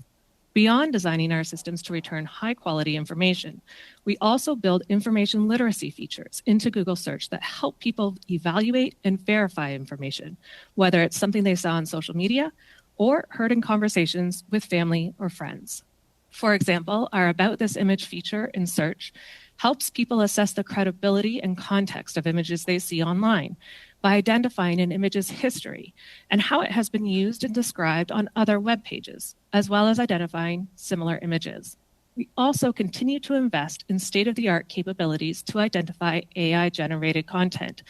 We have launched SynthID, an industry-leading tool that watermarks and identifies AI-generated content in text, audio, video, and images. On YouTube, when creators upload content, we now require them to indicate whether it contains altered or synthetic material that appear realistic, which we then label appropriately. And we will soon begin to use C2PA's content credentials, a new form of tamper-evident metadata, to identify the provenance of content across ads, search, and YouTube, and to help our users identify AI-generated material. When it comes to our own generative AI tools, out of an abundance of caution, we're applying restrictions on certain election-related queries on Gemini and connecting users directly to Google Search for links to the latest and most accurate information. The second area of focus is working to equip high-risk entities like campaigns and elected officials with extra layers of protection, like our Advanced Protection Program and Project Shield, which are free services that leverage our strongest set of cyber protections for high-risk individuals and entities, including elected officials, candidates, campaign workers, and journalists. And finally, we focus on safeguarding our own platforms from abuse by actively monitoring and staying ahead of abuse trends, and through the enforcement of our long-standing policies regarding content that could undermine democratic processes. Maintaining and enforcing responsible policies at scale is a critical part of how we protect the integrity of democratic processes around the world. That's why we've long invested in cutting-edge capabilities, strengthened our policies, and introduced new tools to address threats to election integrity. At the same time, we continue to take steps to prevent the misuse of our tools and platforms, particularly attempts by foreign state actors to undermine democratic elections. The Google Threat Intelligence teams, including the Threat Analysis Group founded by my colleague Shane Huntley, are central to this work. They often receive and share important information about malicious activity with national security agencies and local law enforcement, as well as our industry peers, so that they can investigate and take appropriate action. Maintaining the integrity of our democratic processes and institutions is a shared challenge. Google, our users, industry, law enforcement, and civil society all have important roles to play. And we are deeply committed to doing our part to keep the digital ecosystem safe and reliable. We look forward to answering your questions and continuing our engagement with this committee as you study these important questions. Okay, thank you, Ms. Patel. Ms. Curran, we're going to go to you. 5 minutes, please. Go ahead. Thank you, Mr. Chair. Ms. Lindsay will speak on behalf of Meta Platforms. Thank you for the opportunity to have us appear before you today. My name is Dr. Lindsay Hunley, and I am the Global Threat Intelligence Lead at Meta. My work is focused on producing intelligence to identify, disrupt, and deter adversarial threats on our platforms. I have worked to counter these threats at Meta for the past 3 years, and my work at the company draws on over 10 years of experience as a researcher focused on issues related to foreign interference, including in my doctoral work at Stanford University and during research fellowships at both Stanford University and Harvard Kennedy School. I am joined today by Rachel Curran, the head of public policy for Canada. At Meta, we work hard to identify and counter foreign adversarial threats, including hacking and cyber espionage campaigns, as well as influence operations, what we call coordinated and authentic behavior, or CIB.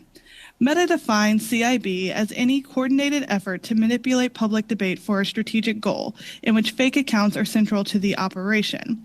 CIB is when users coordinate with one another and use fake accounts to mislead others about who they are and what they are doing.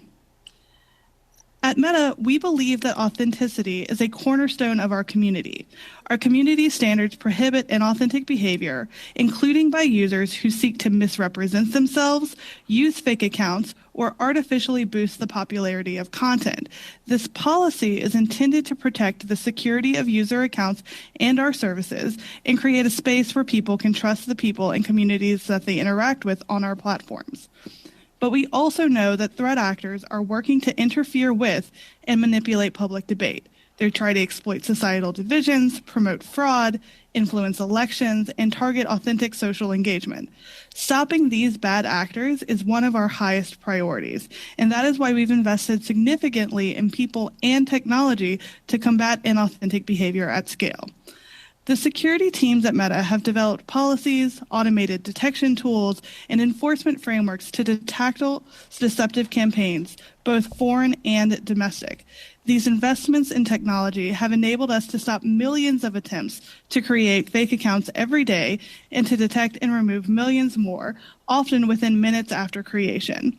Just this year, Meta has disabled nearly 2 billion fake accounts, the vast majority, over 99%, which were identified proactively. Our strategy to counter these adversarial threats has 3 main components. First, expert-led investigations to uncover the most sophisticated operations. Second, public disclosure and information sharing to enable cross-societal defenses. And third, product and engineering efforts to build the insights derived from our investigations and turn them into more effective scaled and automated detection and enforcement. A key component of this strategy is our public quarterly threat reports. Since we began this work, we've taken down and disclosed more than 200 covert influence operations from 68 countries, which operated in 40 languages, from Amharic to Urdu to Russian and Chinese. And sharing this information has enabled our teams, investigative journalists, government officials, and industry peers to better understand and expose internet-wide security risks, including ahead of critical elections. We've also shared detailed technical indicators linked to these networks in a public-facing repository hosted on GitHub, which contains more than 7,000 indicators of influence operations activity across the internet. Before I close, I'd like to touch on a few trends that we're monitoring in the global threat landscape. To start, Russia, Iran, and China remain the top 3 sources of foreign interference networks globally. We have removed nearly 40 operations from Russia targeting audiences around the world, including 4 new operations in just this past quarter. Russian origin operations have become overwhelmingly one-sided over the past 2 years, pushing narratives to support those who are less supportive of Ukraine. Likewise, China origin operations have evolved significantly in recent years to target broader, more global audiences, including in languages other than Chinese. These operations have continued to diversify their tactics, including targeting critics of the Chinese government, attempting to co-opt authentic individuals, and using AI-generated newsreaders in an attempt to make fictitious news outlets look more legitimate. And finally, we've seen threat actors increasingly decentralize their operations to withstand disruptions from any singular platform.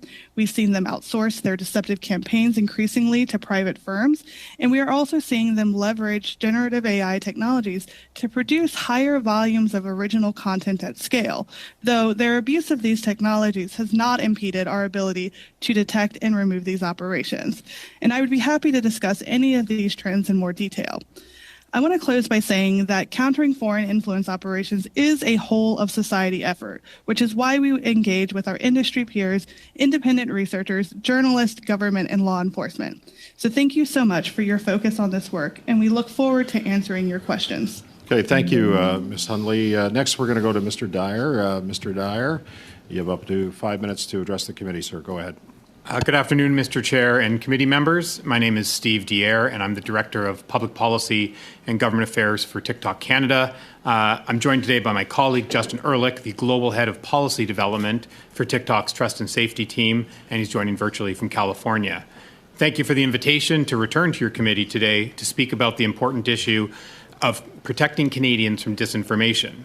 The topic of today's hearing is important to us, to the foundation of our community, and to our platform. TikTok is a global platform where an incredibly diverse range of Canadian creators and artists have found unprecedented success with global audiences, where Indigenous creators are telling their own stories in their own voices, and where small businesses like Hamilton's Dessert Co., Mississauga's Realm Candles, and of course Smiths Falls McMullen Appliance and Mattress are finding new customers, not just across Canada, but around the world. Canadians love TikTok because of the authenticity and positivity of the content, and so it's important and in our interest to maintain the security and the integrity of our platform. To do this, we invest billions of dollars into our work on trust and safety.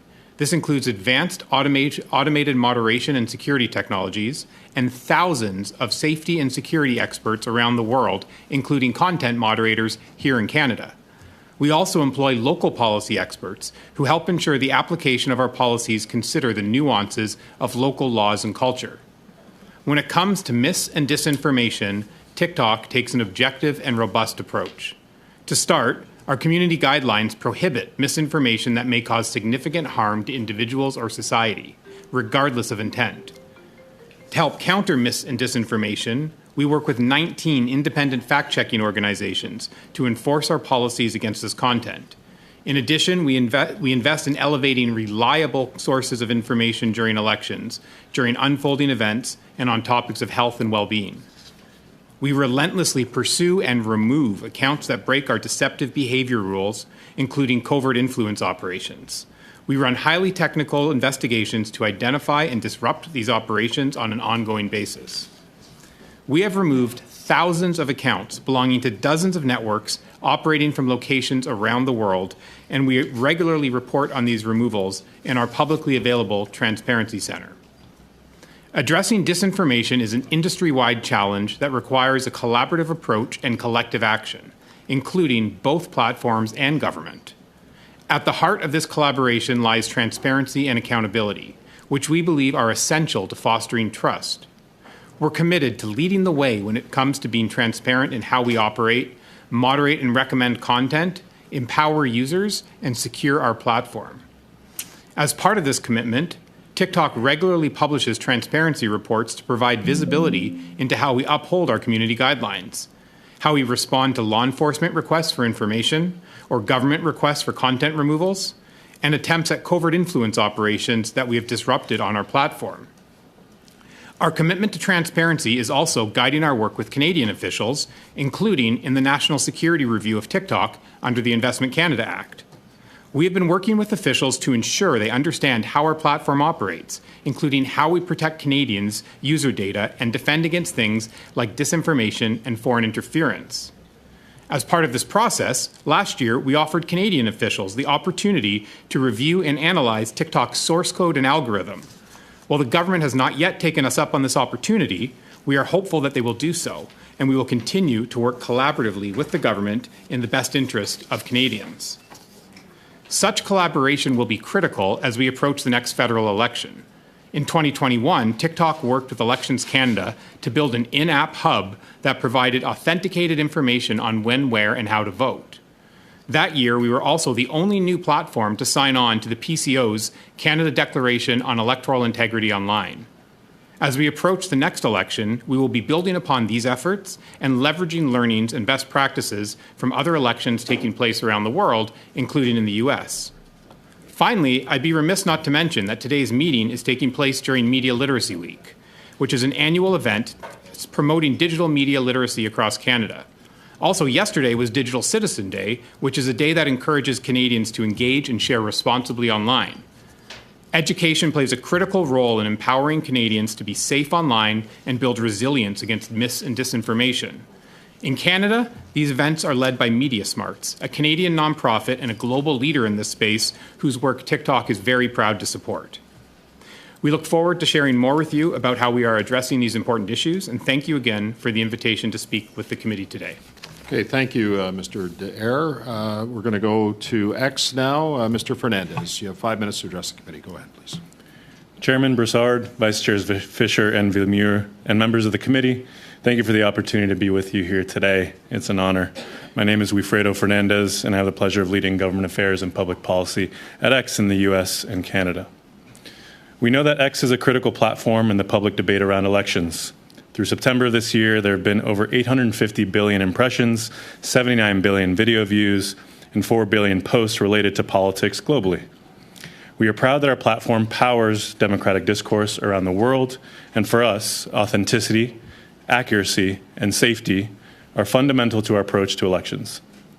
Our consideration of authenticity has two principal dimensions: accounts and conversations. Our safety team proactively monitors activity on our platform and employs advanced detection methodologies to enforce our rules related to authenticity, such as platform manipulation and spam and misleading and deceptive identities. Whether state-affiliated entities engaged in covert influence operations or generic spam networks, we actively work to thwart and disrupt campaigns that threaten to degrade the integrity of the platform. Through our verification program, we have profile labels that signal the authenticity of accounts, including brands and governments. The gray checkmark helps the public know when they are hearing from or interacting with a verified government actor, whether an elections official, law enforcement, or their representatives. We want X to be the most accurate source of information on the internet, and that's why we have deeply invested in the development and expansion of community notes, which now empowers over 800,000 contributors in 197 countries and territories to add helpful context to posts, including advertisements. A recent study from the University of Gießen in Germany found that across the political spectrum, community notes were perceived as significantly more trustworthy than traditional simple misinformation flags. It also found that community notes had a greater effect on improving people's identification of misleading posts. Separate studies from Gießen and the University of Luxembourg show that posts with notes are shared 50 to 61% less and deleted 80% more.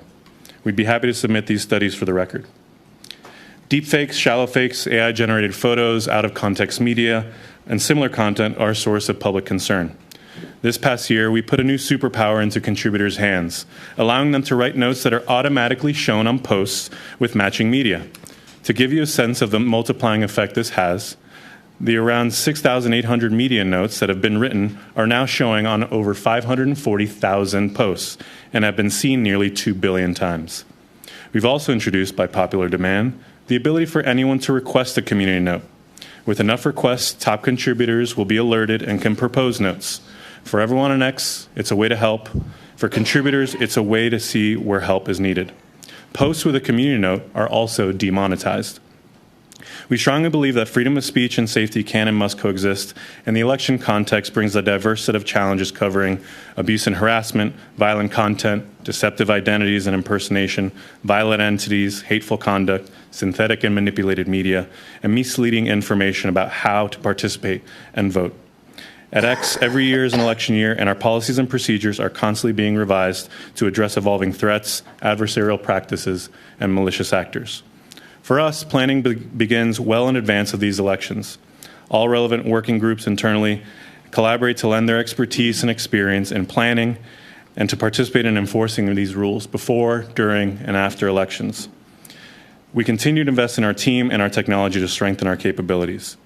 Our efforts extend well beyond content moderation and include proactive initiatives to direct those on our platform to authoritative and reliable sources around election participation. We engage directly with regulators, political parties, campaigns, candidates, civil society, law enforcement, security agencies, and others to ensure that clear lines of communications are established to broaden our visibility into the threat landscape and ensure that external partners have a resource here at X. For example, over the last year, on multiple occasions, we've engaged productively with Canada's rapid response mechanism, and as a result have taken down networks of accounts, including those linked to a Chinese information operation called Spamouflage. We appreciate the helpfulness of the mechanism and will continue to maintain open lines of communication in the lead up to the next federal election in Canada.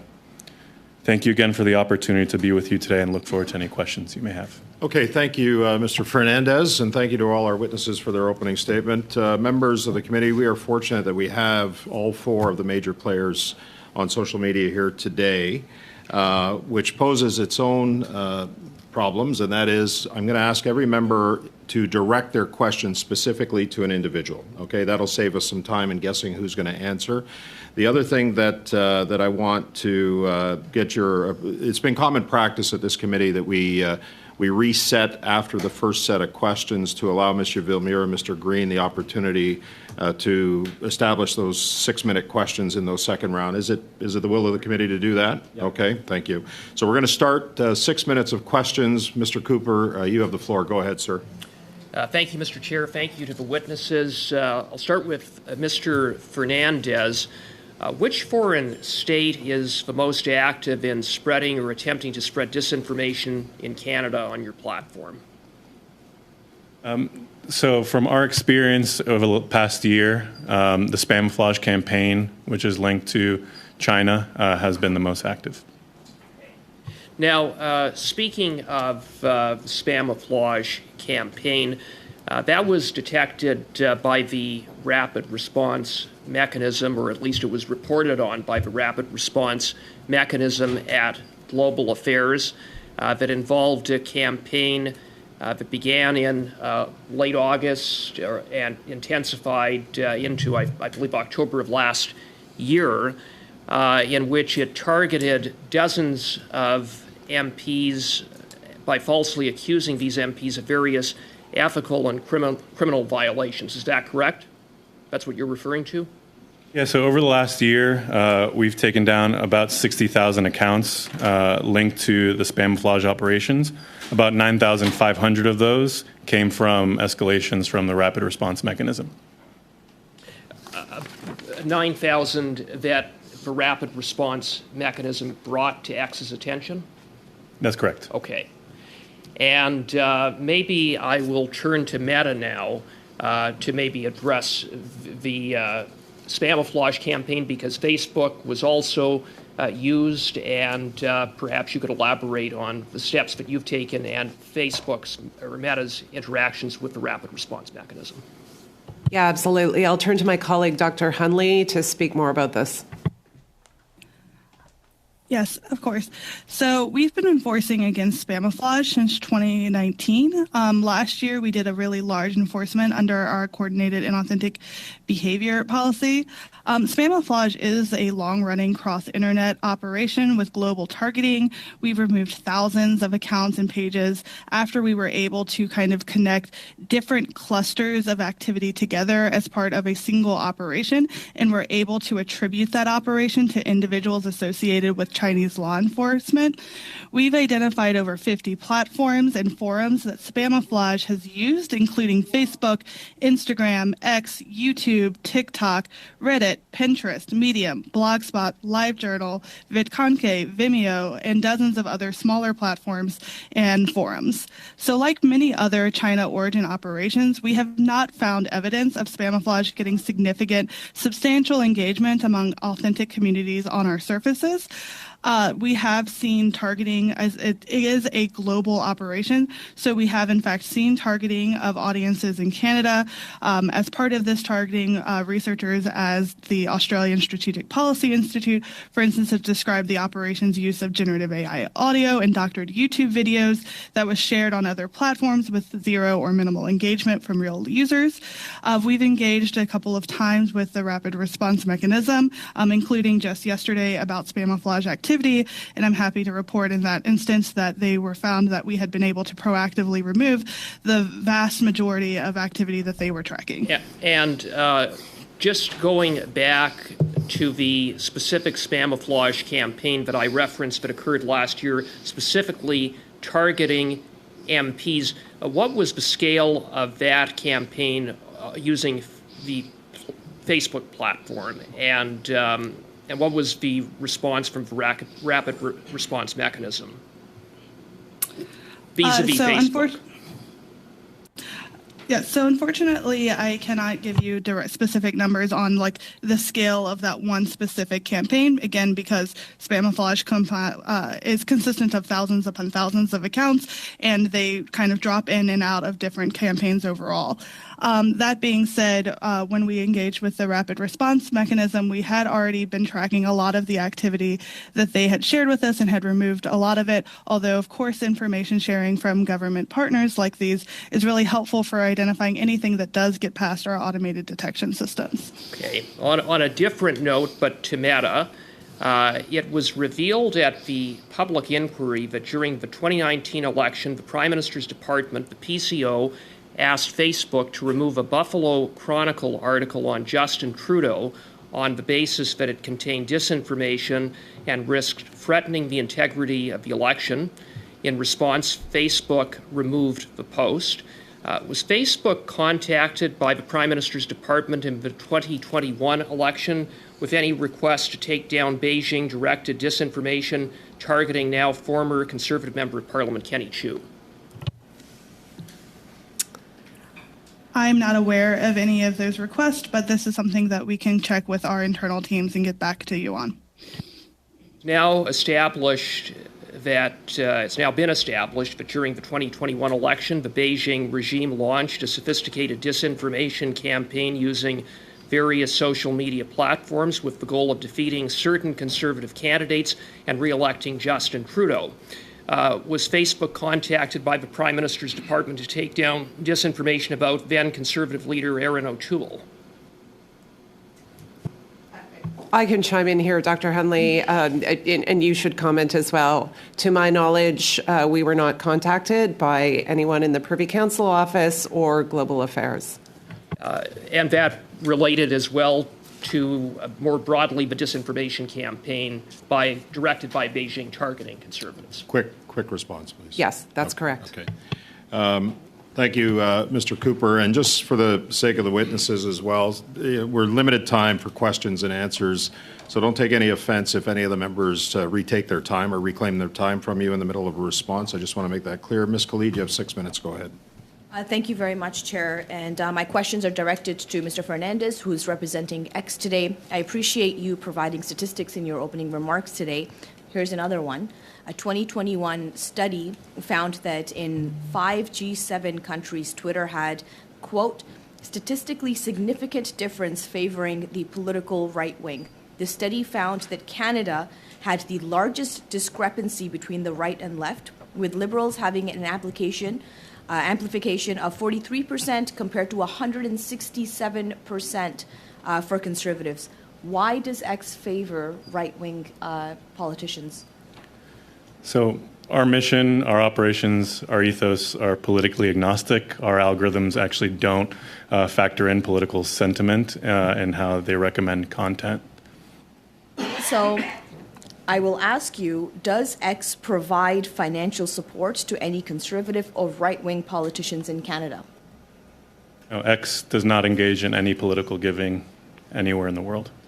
So in May of this year, X announced that it would be funding Pierre Poilievre's conservative candidate, Matt Strauss, in his lawsuit with a Canadian university over vaccine misinformation. Matt Strauss has been active on X promoting anti-establishment conspiracy theories, claiming that the WEF is directing government policy and spreading vaccine misinformation on Russian propaganda channel RT. How much financial support has been received to date by this Pierre Poilievre's conservative candidate from X? Again, X does not engage in any political giving. Which is, I'm not sure why you're saying that, because X has gone on the record to say that they are footing the legal bills for this person. So I would ask you then, again, are there any other politicians in Canada, whether at the federal, provincial, municipal levels, who X has supported financially? No. How much financial support has been provided to Canadian politicians in general from X here in Canada? Again, X does not engage in political giving. Does X have mechanisms in place to ensure that any money that has been provided, whether it's to your knowledge or not, and I'm hoping that you will come back with that information that is being used for the intended purposes? And as I say, Mr. Fernandez, it is on the record that X has agreed that it is footing the bill for this conservative candidate for their legal fees. And I would like to know more information about X's involvement with our Canadian democratic process. Yeah, I'm happy to follow up with more information on our efforts around the world to support folks who are dealing with issues of freedom of speech. But we do not engage in political giving or political campaign giving. So, Chair, given that there's a discrepancy in the information that is publicly available that has been published by X, that they have claimed and agreed that they are footing the bill for a right-wing candidate of the Pierre Poilievre Conservative Party, and the discrepancy of what Mr. Fernandez has said today, clear contradiction in what he's saying. I would like for there to be, hopefully with the consent of all of our committee, documents to be produced, the names of all Canadian politicians who have received financial support from X, how much financial support has been received to date by each of those candidates or elected officials, how much financial support each is entitled to receive, the mechanisms in place to ensure that all money is going to the intended purposes for which there has been commitments made by X to these candidates, and proof that all money to date has gone to intended purposes and that checks and balances are functioning. And then lastly, the status of all legal proceedings for all of the above that I've referred to. Okay. You seem to be privy to information that certainly I don't have or any other members, so I don't see any problem with that type of information being requested. Okay, I'm gonna stop the clock for Ms. Khalid here. What's your question, Mr. Barrett? So we would have to know that those documents exist for the committee to be able to request them. So the committee does not have the power to request documents that don't exist or to request the creation of documents. So I would be interested. So if this is a motion that Ms. Khalid's putting forward, what we'd like to see the motion in writing, because we're just without knowing that these documents exist, to your point, Chair. I'm not really sure what the source of this is. So let's see what the request is, and then we can consider it. But we're not able to provide unanimous consent for the committee to do something that the committee doesn't have the power to do. Yeah. So Quote you on that later. That's an interesting point.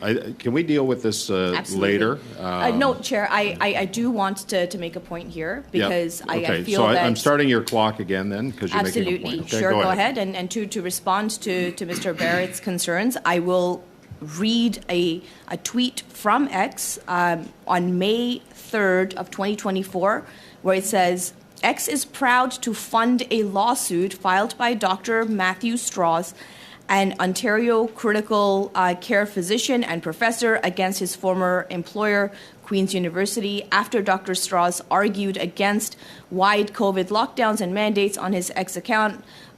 His Twitter, Queen's University publicly ostracized him, retaliated against him, and ultimately forced him to resign because his opinions did not conform to the university's political orthodoxy. X supports Dr. Strauss's efforts to vindicate his free speech rights without fear of unfair retaliation, knowing and understanding that this person was a candidate for a political party. I want to know why it is that a platform that is claiming that they are protectors of free speech, and with the study that I've cited earlier, why is it that they're interfering in Canadian political democratic process? Okay, so your time's up. I will give Mr. Fernandez an opportunity quickly to respond to that, and then we'll circle back to the information that you're asking for later. Yeah, our company and its leadership has made clear that if there are people around the world whose employment has been affected by what they've said on the platform and exercising their free speech, that we will support them in helping defend them. So that is what that is linked to. And so I just want to make that point. Thank you. Thank you, Ms. Khalid. Monsieur Villemure, pour 6 minutes, s'il vous plaît. Commencez. Mr. Villemure, you have 6 minutes. Thank you very much, Mr. Chair. I'd like to thank all of our witnesses for being here with us today. I'd like to start with a question to Ms. Curran. We already had the opportunity of communicating on this. So we've had many experts that appeared before us and told us that disinformation in Finland was quashed, if you will, mostly through the education system. But secondly, also, they have a very strong... En anglais, s'il vous plaît. Biography on Canada's Strong and Free Network states that you're a lawyer by training and have 15 years of experience in public affairs, including policy advice to the Prime Minister of Canada. You were the Director of Policy under Prime Minister Harper, is that correct? Very proud of that work, MP Green. So, Ms. Curran, in the last 5 years, your same bio lists that you worked as a senior associate with Harper and Associates. Is that correct? That's correct, MP Green. Okay. Are you still involved with Harper and Associates in any way? I am not, no. I have been with Meta now for almost 5 years. I'm going to reclaim my time, thank you. In this role, it states that you worked with Foreign Affairs. Is that correct? In my role with Harper and Associates? No, Harper, when he was in government, that you were a senior advisor, including issues on foreign affairs. Is that correct? That's correct. I was Mr. Harper's Director of Policy for a number of years. Ms. Curran, I'm holding a report from Human Rights Watch that is entitled Meta's Broken Promises, Systemic Censorship on Palestine Content on Instagram and Facebook. The opening line states that Meta's policies and practices have been silencing voices in support of Palestine and Palestinian human rights on Instagram and Facebook in a wave of heightened censorship on social media amid hostilities between Israeli forces and Palestinian armed groups that began October 7th, 2023. Are you familiar with this report?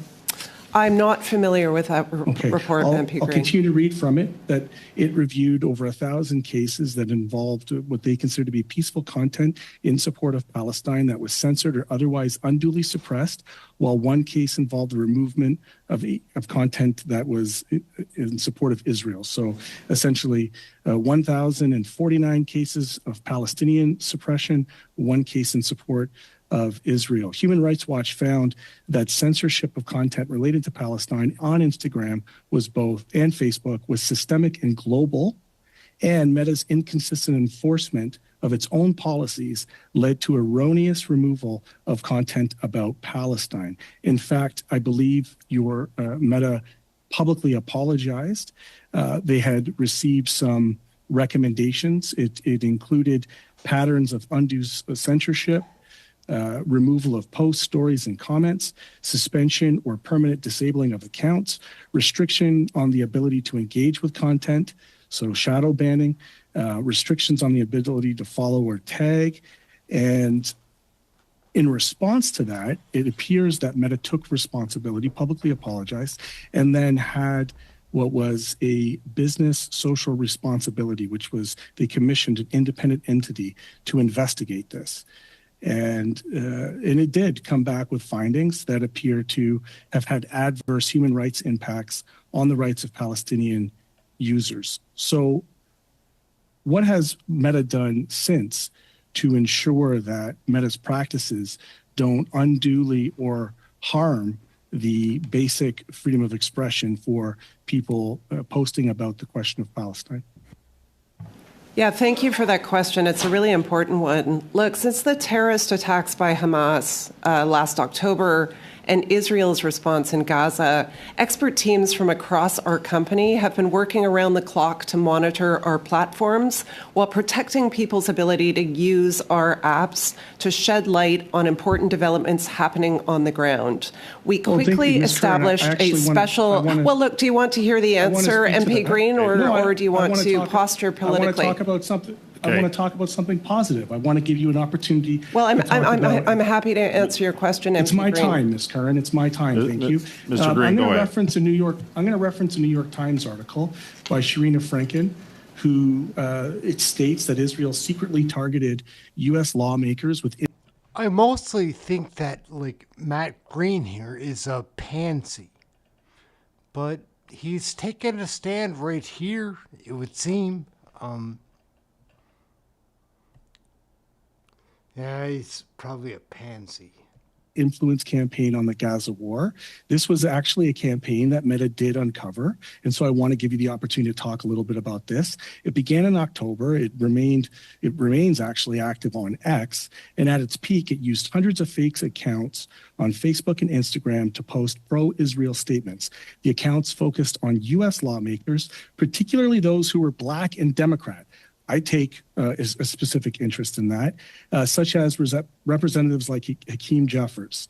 So a further report that came out of the... I love it how these guys think they can use their visible minority against us. That's how I feel like Matt Green is being right now.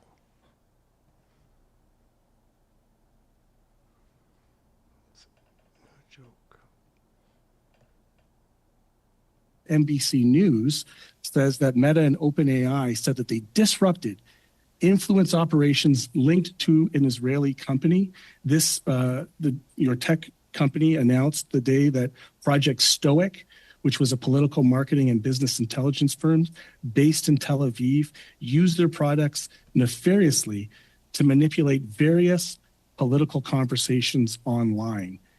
So as a Canadian lawmaker, what assurance do I have that these same tactics, these nefarious tactics linked by this Israeli firm weren't used to target parliamentarians such as myself? Ms. Curran, you got 30 seconds to answer. Go ahead. Thank you. So following the terrorist attacks last October 7th, we quickly established a special operations center staffed with experts, including fluent Hebrew and Arabic speakers, to closely monitor and respond to this rapidly evolving situation in real time. That allowed us to remove content that violated our community standards faster and served as another line of defense against misinformation. And I will say in the 3 days following October 7th, we removed more than 795,000 pieces of content for violating these policies in Hebrew and Arabic. Thank you. Second round, Mr. Barrett, 5 minutes. Go ahead. My question's to Ms. Patel. The YouTube Chief Product Officer, Neil Mohan, in response to Bill C-11, said of the bill, and I quote, has the potential to disadvantage Canadian creators who build their businesses on our platform, end quote. So can you tell me, Ms. Patel, about the Keep YouTube Yours campaign that was launched in response to Bill C-11? Of course. Thank you for the opportunity to speak to that. So as you may recall, when C-11 was originally tabled, it was not intended to capture UGC, user-generated content. And that was really important for our creators because creators rely on their content being recommended to audiences who will love it, no matter where they are in the world. So, you know, if you think about Canada is about 2% of the world's population, YouTube has a global audience of over 2 billion monthly logged in users. And that's the market that Canadian creators cared about so deeply. And when we were advocating on C-11, our main message was that we wanted to ensure that we were protecting the creative ecosystem that these creators had built businesses on, really successful businesses. And so it was not about prioritizing, Canadian creators to Canadians. It needed to be about providing, a level playing field for them to find their audiences all over the world. And so that was what we were advocating for. Right. I know that famed Canadian creators like Margaret Atwood likened this legislation to Soviet-era censorship. So I'm wondering, Ms. Patel, with the bill having been enacted, do you or would you still recommend the repeal of this online censorship bill, C-11, from the Trudeau government? That's a really great question. We're obviously still in the middle of understanding how the CRTC intends to implement this. Our focus, regardless of the decision of parliamentarians now and in the future, is really on protecting and preserving the ecosystem. So we will engage constructively, whether that's with the CRTC or whether that's with parliamentarians who are reviewing, the future of this legislation.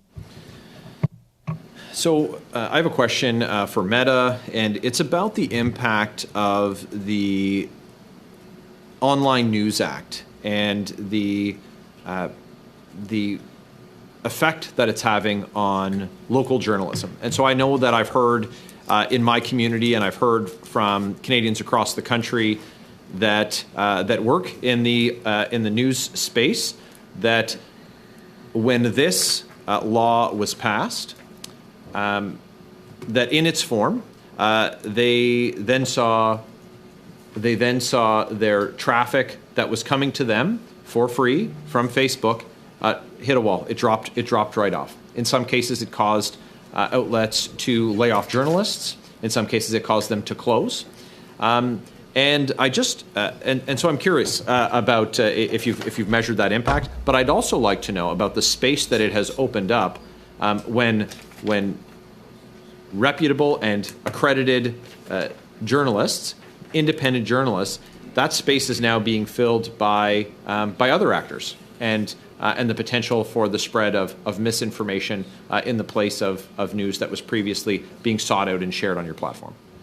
Yeah, I think we disagree with the contention that that space has been replaced by misinformation, MP Cooper. What it's been replaced by is content from friends MP Barrett. Sorry about that.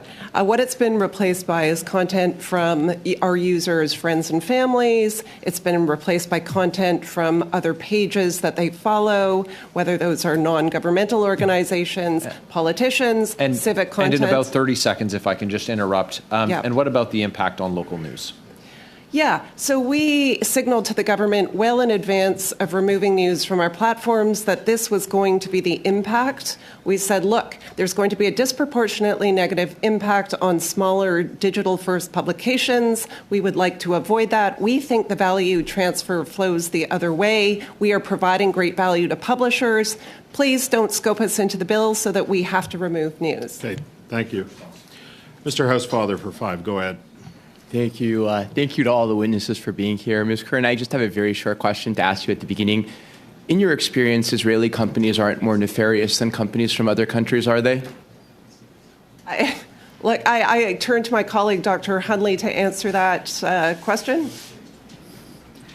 Yeah, so I would say that there is just a global rise in the amount of disinformation for hire firms that are operating around the world. Of course, your colleague has already referenced one network that is based in Israel, but we have seen a lot of these that are based from Russia, from other countries, including in the West. And you get complaints, I assume, from both sides of the conflict that you're essentially taking one side over the other, correct, Ms. Curran? Yes, that's correct, MP Housefather. Thank you. I want to come back to you, Mr. Fernandez, for a second. So at the end of the last round of questioning from Ms. Khalid, you did acknowledge that you were funding the lawsuit of Mr. Strauss, and you said that you would fund lawsuits, or X would fund lawsuits to people who lost their jobs related to comments they made on the platform. So if I was a member of parliament and I made foolish comments on the platform attacking, for example, a specific ethnic group, and as a result, the voters of my riding decided to not re-elect me in the next election because I said very stupid things on your platform, would I be able to get X to fund a legal challenge on that? I don't believe that's in the spirit of the program. What if I was thrown out of my caucus? What if I'm still a member of parliament, but I said very foolish things on your platform and my party leader decided to throw me out of caucus because it embarrassed our party? Would I be able to sue to be reinstated in caucus? We would welcome you to use the service to speak about your challenges and your positions. Okay, now that you have at least acknowledged that you're funding a Canadian political candidate's legal challenge, would you be able to disclose to the committee, would you agree to disclose to the committee what number of political candidates in Canada you are funding legal challenges from and any supporting documents related to the costs that you have incurred related to those legal challenges? I'm happy to take the request back to our legal team. Yeah. Thank you very much. Mr. Deere, I have a question for you from TikTok. You're familiar with the Network Contagion Research Institute, correct? Yes, and I saw that they had testified to this committee in the spring. They have, exactly. Yeah. Mr. Finkelstein was here at our committee on this very study. And as you know, the NCRI did a study on Chinese influence on TikTok. And their conclusions, I'm going to read it to you. The conclusions of our research are clear. Whether content is promoted or muted on TikTok appears to depend on whether it is aligned or opposed to the interests of the Chinese government. As the summary data graph below illustrates, the percentage of TikTok posts out of Instagram posts are consistently range-bound for general political and pop culture topics, but completely out of bounds for topics sensitive to the Chinese government, such as, for example, the Uyghurs.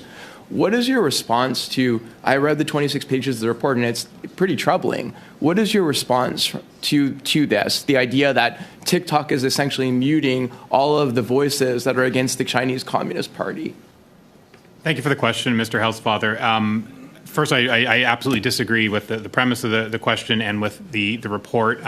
We have serious concerns. You disagree with the premise of my question? The premise of my question was simply that the report found that you were doing this. Do you disagree that the report found that you were doing this? We disagree. We disagree with the methods. Okay, but that's not the premise of my question. The premise of my question was the report said this. Okay. And what was your opinion on the report?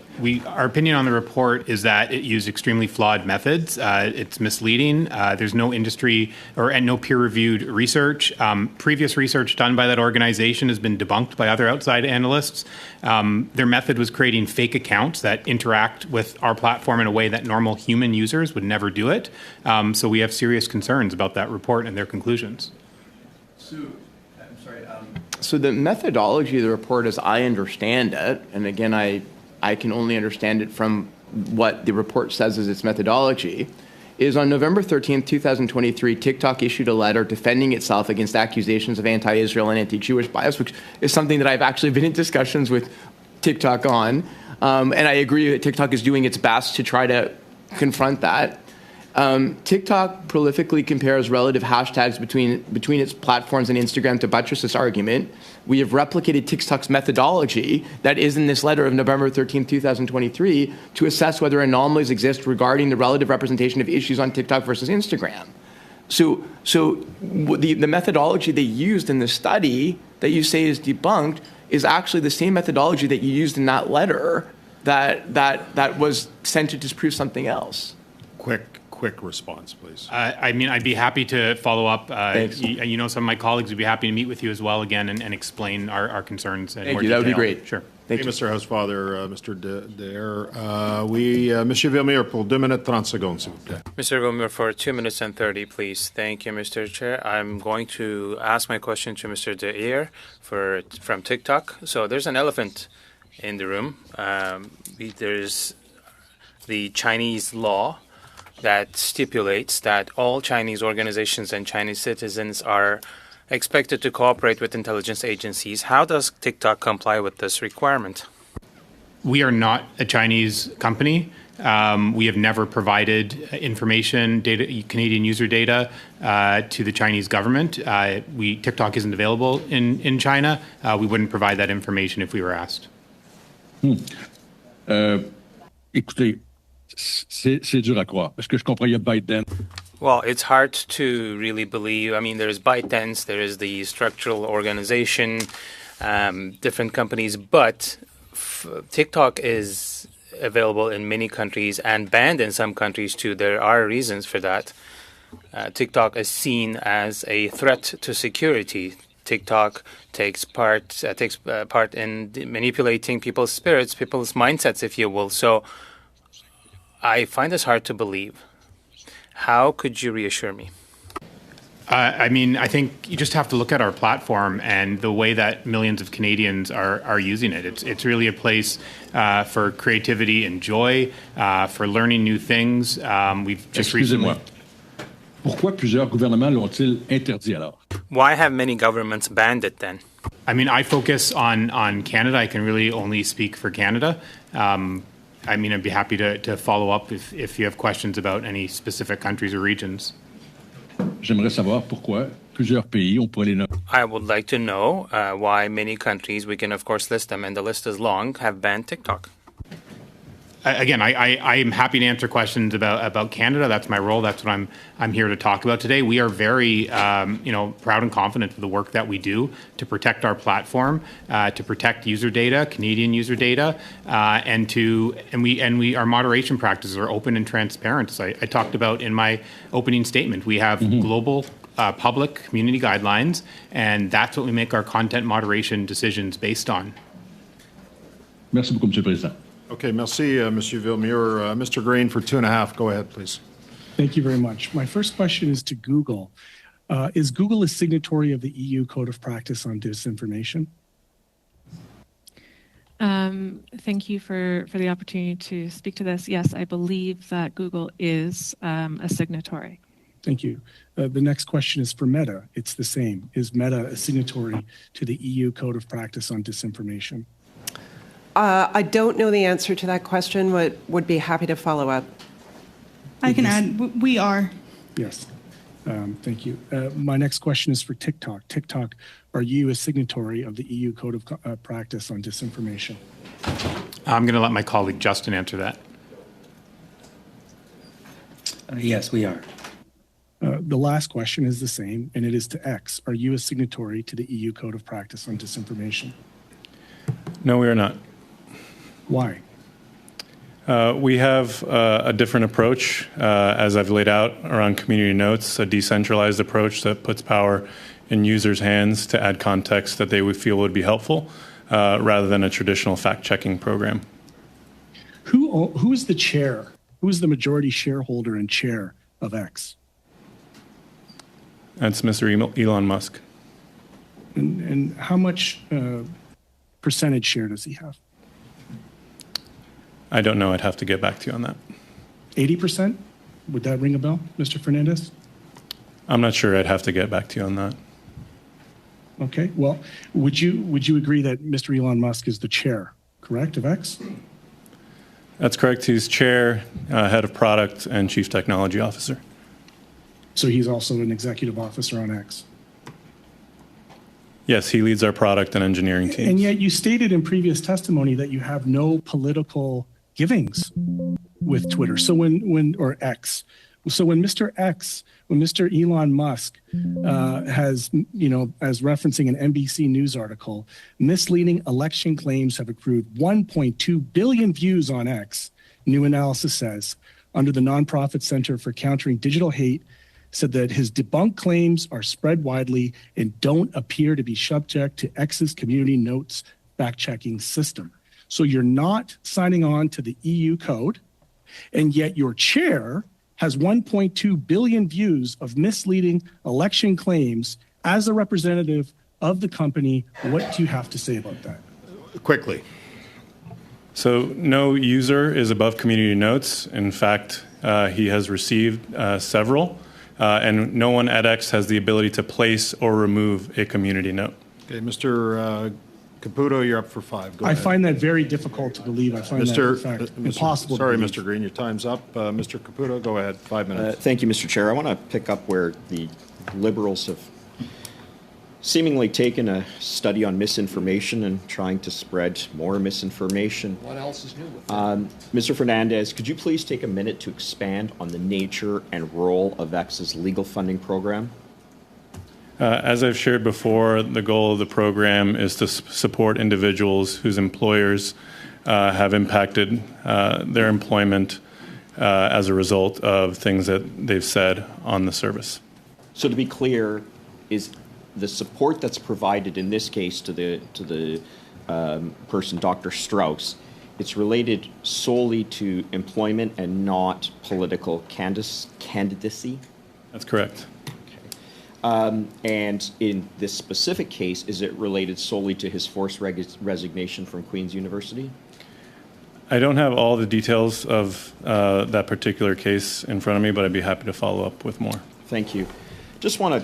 You were just talking about community notes, so it seems timely, and I'm just going to reference a few community notes. This one here from the leader of the NDP, Jagmeet Singh, dated October 13th.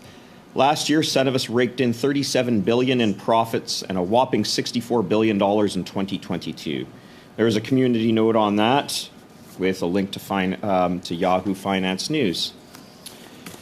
August 17th, Justin Trudeau told Canadians things would be better. Instead, they've gotten worse. Families are losing their homes, and it goes on. Community note. Justin Trudeau is in government because of a confidence and supply agreement with Jagmeet Singh. And the community note goes on. Again, August 17th, Jagmeet Singh. Justin Trudeau builds people's hopes up only to let them down. And then he goes on to talk about rent prices. And there's a community note on that. March 18th, breaking. The vote is in. We have forced the Liberals to stop selling arms to the Israeli government, support the ICC and the ICJ, place sanctions on extremist settlers, and much more. Committee note, a motion in the House in question does not force the Liberals to do anything. It goes on. March 7th, another community note. February 27th, this is another one. This is actually a very interesting one. 80% of the grocery market is controlled by 5 corporations. And then he goes on and says both Liberal and Conservative parties receive campaign donations from the 3, Sobeys, Metro, and you guessed it, Loblaws. Metro is a really interesting that it's added there, given that his brother lobbies for them. The claim in the Post is false. Corporate donations to federal political parties have been forbidden by law in Canada for over 15 years. It's kind of like when the Liberals say assault-style weapons, which have been illegal for 40 years, and they know it. Another one on conflicts of interest. So what do we have? 8 community notes. Have you ever seen a political leader in Canada who's been community noted this many times? I'm not sure, but all the data related to community notes is publicly available and publicly accessible. It's uploaded every single day, going back to the inception of the program, which allows researchers around the world to study the system. Not to be outdone, the Deputy Prime Minister, I'm looking at August 23, 2021. Great day, my anniversary. A video tweet, this is from CBC no less, a video tweeted by incumbent Liberal candidate Chrystia Freeland, Finance Minister and Deputy Prime Minister now, who served as Deputy Prime Minister in Justin Trudeau's government, was given a label Sunday from Twitter which marked it as manipulated media. Have you ever seen anybody this high in government community noted, Mr. Fernandez? Yes, just I'm aware that there are, the @POTUS account in the United States has received community notes before. Oh, interesting. So this would be on par with things that Donald Trump has stated? Or Joe Biden, sorry? Is that where you're going? The @POTUS account has received community notes before, yes. Interesting. Okay. Let's get on here now to... 30 seconds, Mr. Caputo. Okay. I apologize. I thought that I was going to be having a little bit more time here.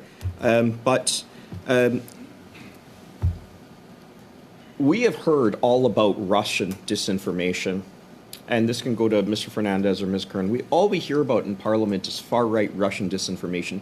Isn't it true that the greatest source of disinformation, particularly when it came to the 2021 election and what resulted in Mr. Kenny Chiu losing his seat, was actually from the PRC? Is that correct? We may have to come back. I'm going to give you like one-word answer. That's it. Dr. Henley? I cannot quantify the amount of disinformation in the 2021 election. You can circle back on that. Mr. Fisher, for 5 minutes. Go ahead. Thank you, Mr. Chair, and thanks to all our witnesses for being here today and making the trip. My questions are also no surprise to X. Mr. Fernandez, does X collaborate with any partners, external organizations, or professional fact checkers to address disinformation? Darren Fisher is an asshole. He's useless and he's, oh my God. Let's get some answers. No, we do not have a traditional fact-checking program. We have developed community notes. In your opening statements, you talked about, the desire of X to be, forthright and honest, and you said, and I sort of quote you, but I might have gotten it wrong, a critical platform as it pertains to elections. Now, your CEO, Elon Musk, has been trafficking disinformation on X as it relates to the 2024 U.S. presidential election coming up this November. On October 4th, he retweeted a false claim that said as many as 2 million non-citizens had been registered to vote in Texas, Arizona, and Pennsylvania. On October 19th, he retweeted a post suggesting that the state's voter rolls were likely to contribute to widespread fraud. These were all debunked, and there are numerous other instances as well of election disinformation, and this is the CEO. So clearly your in-house fact-checking is not working, but my question to you is, how can Canadians be sure that Elon Musk and other ex-employees will not spread disinformation about Canadian federal, provincial, municipal politicians, especially given that he's already opined on the platform X about Canadian affairs previously?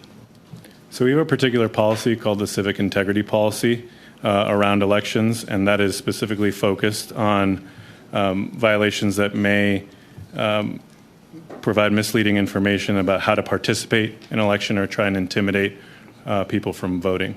And so that would be applicable in a Canadian election context. Do X users play any role in reporting disinformation? How does that work? So that is where Community Notes comes into play. So we have a network of now 800,000 contributors around the world, including over 30,000 Canadians that have enrolled in the program. In order to become a contributor, you need an account in good standing, an account for at least 6 months, and a verified phone number.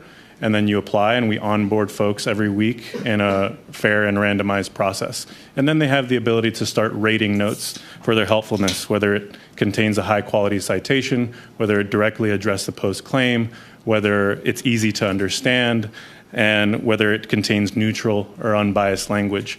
And then we use what's called a bridge ranking algorithm. And so for a post to have a community note, contributors who have historically disagreed on the helpfulness of community notes actually agree that this note is helpful. That's when it ends up on the post. It's called a bridge ranking algorithm. Okay, thank you. I'm going to go to either Dr. Hundley or Ms. Curran. I first got into politics in 2009, and I ran against 6 other people municipally. And I think that the reason I won was because I was early on Facebook. None of the other candidates I ran against even had a Facebook page, and I had somewhere around 1,000 friends on Facebook at the time. So in your opening comments, or maybe it was Dr. Hundley that said it, I can't remember, talked about finding millions of fake accounts and deleting them.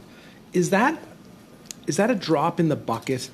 Is there billions of fake accounts? Because it seems to me that an aunt of mine has had about 700 fake accounts, and they're still there. I've been an immigration lawyer with my picture. I've been just about every possible profile out there, and that's just me. And a lot of them are still there, and when we report them, they don't come down. So I agree that if you're able to take down millions of fake accounts, that's great. But do you need more capacity? Do you see that as still as a problem? Are there billions out there? Yeah, I'll let Dr. Hundley speak to the specifics of this. I will say we have 40,000 people working globally on safety and security and have invested more than $50 billion in this since 2016. So we are making considerable investments. Lindsay. Yeah, what I would say is that, there's not a static number of fake accounts that just exist, right? They're fake accounts that are getting created every day, and we are taking them down often within minutes within their creation.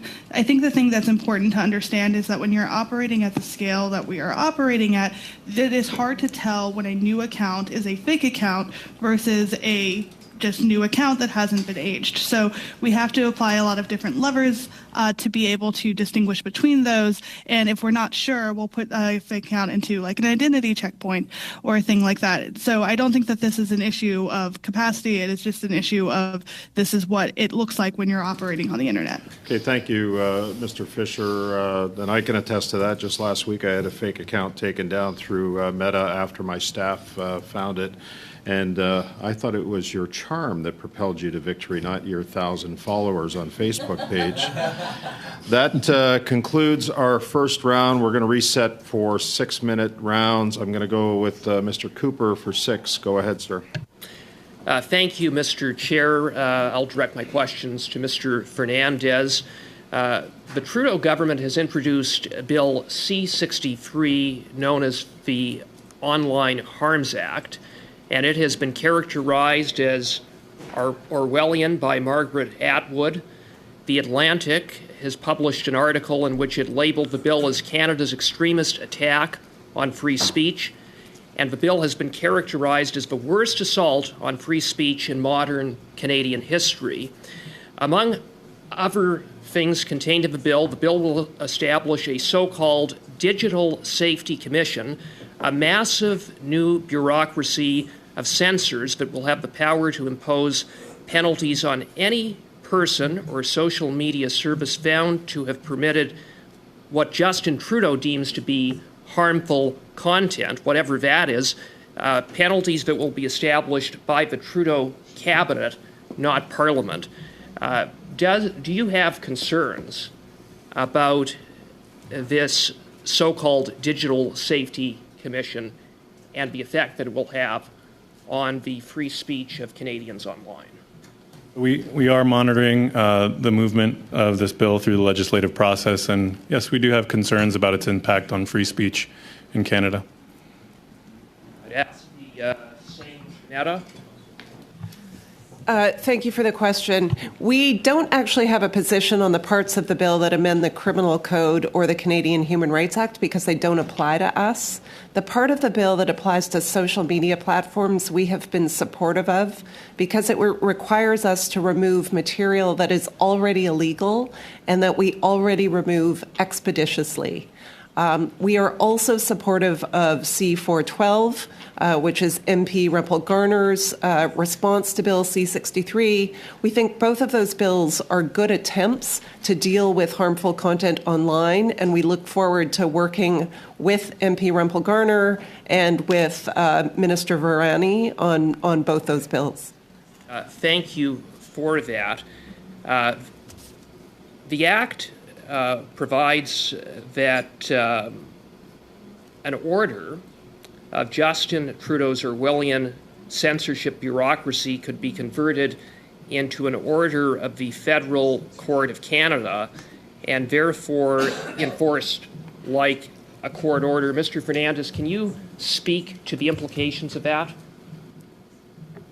We have a process for in whether it's information requests that come through lawful legal process or removal orders that come through lawful legal process for those to be processed and evaluated by our teams. Yeah, well, I would just observe that the effect of that provision would be to provide that a social media provider or persons affiliated with a platform like X could be subjected to severe fines or even imprisonment for contempt of a court order on the basis of refusing to take down a post that Justin Trudeau's bureaucrats deem to be harmful content. Our goal is to maximize free speech, but within the boundaries of the law in which we operate. And so that's what we do in Canada here. Okay. I'm going to go back to a question that I had asked at the end of my last round, and that was the fact that the Prime Minister's Department was very quick to get in touch with Facebook when it had identified an article that contained disinformation about Justin Trudeau.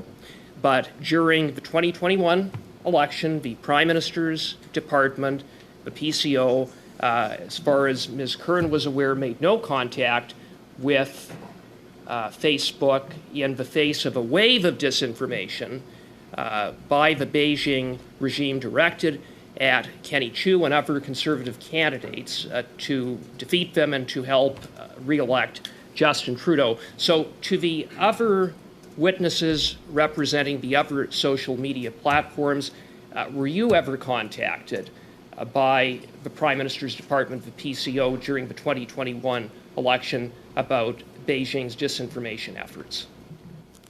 Mr. Fernandez. I personally was not, no. As I mentioned in my... And I don't mean you personally, I mean X. I'm not sure. We'd have to go back to our records and check. Thank you. As I mentioned in my opening statement, TikTok worked with PCO to sign on to the declaration during the 2021 election, but I'm not aware of any specific escalations that came to TikTok during that period. 30 seconds. Ms. Patel. Ms. Patel. No, I am not familiar with any requests that would have come in 2021 with regards to your query. Out from the rapid response mechanism, Ms. Curran. No, we did not receive any requests in 2021. Mr. Fernandez. All right, I'm not sure. We'd have to go back and check. Mr. Deere. I'm not aware of any. And Ms. Patel. Oh, Ms. Patel. No, I'm not aware of any. It's telling. Good. Okay, thank you, Mr. Cooper. I believe we have Ms. Shanahan from Chateauguay-Lacal. I realize Merci that. beaucoup, Monsieur Brassard. 6 minutes, Merci please. beaucoup. Thank you very much, Mr. Brassard. Thank you, Mr. Chair. Well, I'll continue in French. And it's clear that Facebook, as we refer to it in Chateauguay, is very popular among the people in my riding. But it's maybe still disappointing, or maybe it's not known enough among people such as my mother or friends or parents, families who go on there to share all kinds of personal information on Facebook. So the question about confidentiality and the assurance that private information will remain private is something that could be quite worrying at times. So the question I'll ask is the following to Ms. Curran. Regarding the decision of the Federal Appeals Court, which was on September 9th, 2024, so this was a unanimous decision. Versus Facebook, Inc., 2024, FCA 140. So in this decision, it actually overturns the decision of the federal court and concludes that the practices of Facebook from 2013 to 2015 violated the LPRPD, or PEPIDA, as it's also known, because they did not get the informed consent of the users before sharing their personal information. The Federal Appeals Court asked the parties to provide a report and an answer within a specific deadline after the decision, and a settlement was what followed, and it was indicated that Facebook would need to outline how it was planning to respect the decision of the court, but it wasn't clear whether they intended to appeal this decision at the Supreme Court. So I imagine, Ms. Curran, that you would be you would have knowledge about the details of this case. So what was your company's position vis-a-vis the unanimous decision of the federal court in this case? Yeah, thank you for the question, MP Shanahan. As I understand it, this decision is under appeal, but I don't have more detail than that, so I'll avoid commenting on the case specifically. But look, we have always maintained that there was no evidence that Canadians' information was shared with any external actor, including Cambridge Analytica, and the federal court agreed with that. Finding that there was insufficient evidence that Canadians' data was ever shared externally. Look, more importantly, I would say in the last few years, we have transformed our privacy practices at Meta and built one of the most comprehensive privacy programs in the world. And we look forward to continuing to build the services that people love and trust with privacy at the forefront. So I won't comment any more on that decision, but I can say we agree with the decision of the federal court that there was no evidence that Canadians' data was ever shared with Cambridge Analytica. C'est quand même peut-être pas. Well, it's nonetheless maybe not very reassuring because people had doubt. And when I say people, I'm referring to people who use Facebook, because they had conversations, private messaging between friends, for instance, and all of a sudden they are shown ads. They talk about cars, and there's a car ad, for instance, that gets displayed to them. So I don't think that it's very convincing. So I still want to go back to the decision of the appeal court Are you going to respond?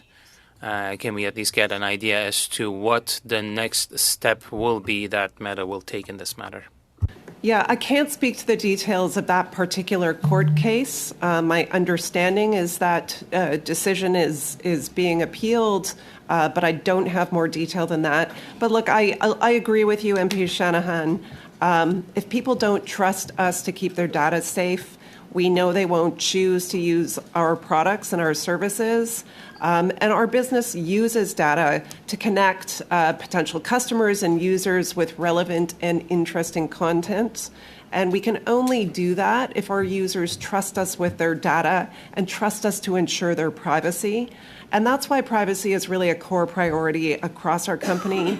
We have dozens of teams now, both technical and non-technical, that focus on the issue of privacy and look at how data is protected and shared across the company, how it's collected, how it's used, how it's stored.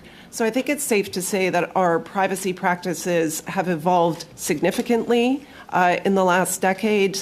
And I'm confident now, we are confident now that privacy is really at the core of everything we do and everything we build. Okay. Est-ce que j'ai encore le temps? Non, c'est Okay, fini. merci. Okay. Thank you, Ms. Curran. Monsieur Villemure pour 6 minutes. Mr. Villemure for 6 minutes, please. Thank you very much, Mr. Chair. I'll turn to Mr. Dyer from TikTok. So in an article from March 15th on Forbes, you could read that 60% of ByteDance was held by some major groups, 20% by employees, and the rest was by Zhang Qimen, who was the founder.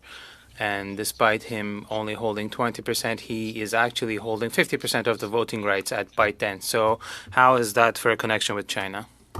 I mean, he is no longer the CEO or on the board of ByteDance, and TikTok operates outside of China. Our CEO is Singaporean, based in Singapore. I mean, we are not a Chinese company, as you said yourself. Our board members, 3 of the 5 board members are American or French citizens. Est-ce qu'il y a de la désinformation sur Is there disinformation on TikTok? We have extensive policies against harmful mis- and disinformation. Perhaps my colleague Justin can answer that question a bit better. Sure. Thanks very much for the question. Yeah, we take the protecting the platform and its integrity very seriously, and have a host of policies around covert influence, operations, deceptive behavior, and some of the strongest misinformation policies in the industry, where we take down harmful misinformation about societal... Sorry to interrupt, but is there disinformation on TikTok, yes or no? Je comprends que s'il y en a, vous vous en occupez, là. I mean, I understand that if there is, you are hopefully taking care of it. Yeah, I mean, I can give you some stats. We have an extensive trust and safety operation. We have tens of thousands of trust and safety employees around the world. We have extensive investments in automated moderation technology. I can give you one stat. I mean, if you look at our transparency report, which is public, it's a quarterly report of content that's taken down for violating our policy on authenticity and integrity. Thank you very much. I do understand that you take action when there's disinformation. Do you identify or do you see that there are some states that are a bit more active when it comes to disinformation? Justin, do you want to take that question? Sure, thanks. Yeah, as I mentioned, we have teams dedicated to focusing on covert influence and foreign influence activities, and certainly identify and take down many different networks, which we share on our transparency report with monthly updates. And in terms of some of the most common activities that I think you were asking about, we've seen, I think, upticks certainly in Russian behavior and networks that we have taken down in the recent past. Other than Russia, are there other states that have been flagged? Yes, I believe we have several other states as well listed on the transparency report as well. Est-ce que la Chine est un de ces États? Is China one of those states? It is, yes. We've identified a few networks that totaling over 1,000 accounts that we've taken down. Merci beaucoup. Thank you very much. So you have independent experts who work to verify these elements. Who are these experts? Briefly, please. Yeah, so we attract a wide range of subject matter experts. They've come from government, from academia, from civil society, working on various different teams that work on developing both the policies as well as working on the detection and investigation side of the House. Merci beaucoup. Je vais me tourner vers Dr. Hundley et je vais vous envoyer une... Thank you very much. I will turn towards Dr. Hundley, and this will be a big question. Can you talk to us about the concept of cognitive war? Yeah, of course, I'm happy to. Thank you for the question. So, I mean, I think that cognitive warfare or influence operation, information operations, whatever you want to call it, it's a practice that is dated back for a long time, way before the advent of social media. It is used by both governments against their own domestic audiences. It's also used against foreign what they consider to be their foreign adversaries. There's a great diversity in the field of the types of actors who might be waging this type of activity, from political parties to governments to also for hire firms, as I mentioned earlier. So that's what I guess I would start with. If there are some more specific questions that you would like me to touch on, I'd be happy to answer those. D'accord, je vais prendre au mot. Yes, I will take your offer on that. So it exists, and we all know that it's a thing, but it's been going up, that trend. Are you also witnessing the same thing? Why is it so dangerous, and why is it going up? Yeah, I'm happy to answer that. I mean, I think that our data would probably not necessarily confirm that it is just steadily increasing. I think that there have been fluctuations over years on how much of the networks of influence operations that we have found on Meta platforms. But in general, I think one thing that we have seen is that there is a greater diversification of the actors that are in this field. Particularly, one of the most concerning trends from our standpoint is the rise of these disinformation for hire firms, which essentially democratize the tactics of foreign influence operations and also make it much more difficult to attribute the activity to the actual benefactors who have purchased these services. Merci beaucoup pour votre réponse. Merci, Monsieur le Président. Thank you very much for the answers. Thank you, Mr. Chair. Thank you, Mr. Vilmur. Go ahead, please. Thank you. I do have to go back to Mr. Fernandez. Mr. Fernandez, are you familiar with the Center for Countering Digital Hate? Yes. Mr. Fernandez, just for the record again, what's your role with X? I'm a director. I head our government affairs and public policy in the United States and Canada. So this would be directly in your purview. Are you aware of the report entitled "Social Media's Role in the UK Riots: Policy Responses and Solutions"? No, I'm not. Well, I'll give you some background. On July 29, 2024, there was a mass stabbing at a children's dance class in Southport, United Kingdom. 3 children died. Immediately following news of the attack, false information about the attacker's identity spread on social media alongside calls for action and violence. The next day, hundreds of people gathered outside a Southport mosque and hurled petrol bombs, bricks, and anti-Muslim abuse motivated by false information spread online that the attacker had been named, and I won't even rename it because I don't want to boost it anymore, and was both a Muslim and an asylum seeker. Acts of violence and public disorder, much of it featured anti-Muslim and anti-migrant sentiment, soon spread around the country. Now, posts containing the fake name were promoted by users using platform algorithms and recommended features. The Institute for Strategic Dialogue found that X featured the false name in its trending in the UK promotions, suggesting it to users in the What's Happening sidebar. Far-right figures with millions of followers capitalized on false claims that the attacker was an asylum seeker, spreading the falsehood further into the massive following bases. Now, one platform stood out. It was yours. It was X. And the owner, which we identified already, Mr. Elon Musk, shared false information about the situation to his 195 million followers and made a show of attacking the UK's government response to the outbreak of violence. Rather than ensuring risk and illegal content were mitigated on his platform, Musk recklessly promoted the notion of an impending civil war in the UK, Mr. Fernandez. And yet your company, X, refuses to sign on to a declaration on misinformation, on the practice of disinformation. What do you have to say about that, Mr. Fernandez? About what in particular, sir? About the fact that your platform was responsible for misinformation about the false name of a person who was identified as Muslim and an asylum seeker that reached potentially 1.7 billion people. Mr. Fernandez, out of all of the people here, X is the only company that refused to sign on to a code of practice on disinformation. And your owner, who is currently on the campaign trail with Donald Trump in a hyper-partisan role of X, contrary to your testimony at this committee, is responsible for this. What do you have to say about that to the people who were targeted in the UK, sir? So we have clear policies on hate, abuse, and harassment. In the first half of this year, we suspended over 1.1 million accounts under these policies, removed over 2.2 million posts, and actioned an additional 5.3 million posts under hate, abuse, and harassment. So we do take it seriously. We do act on it.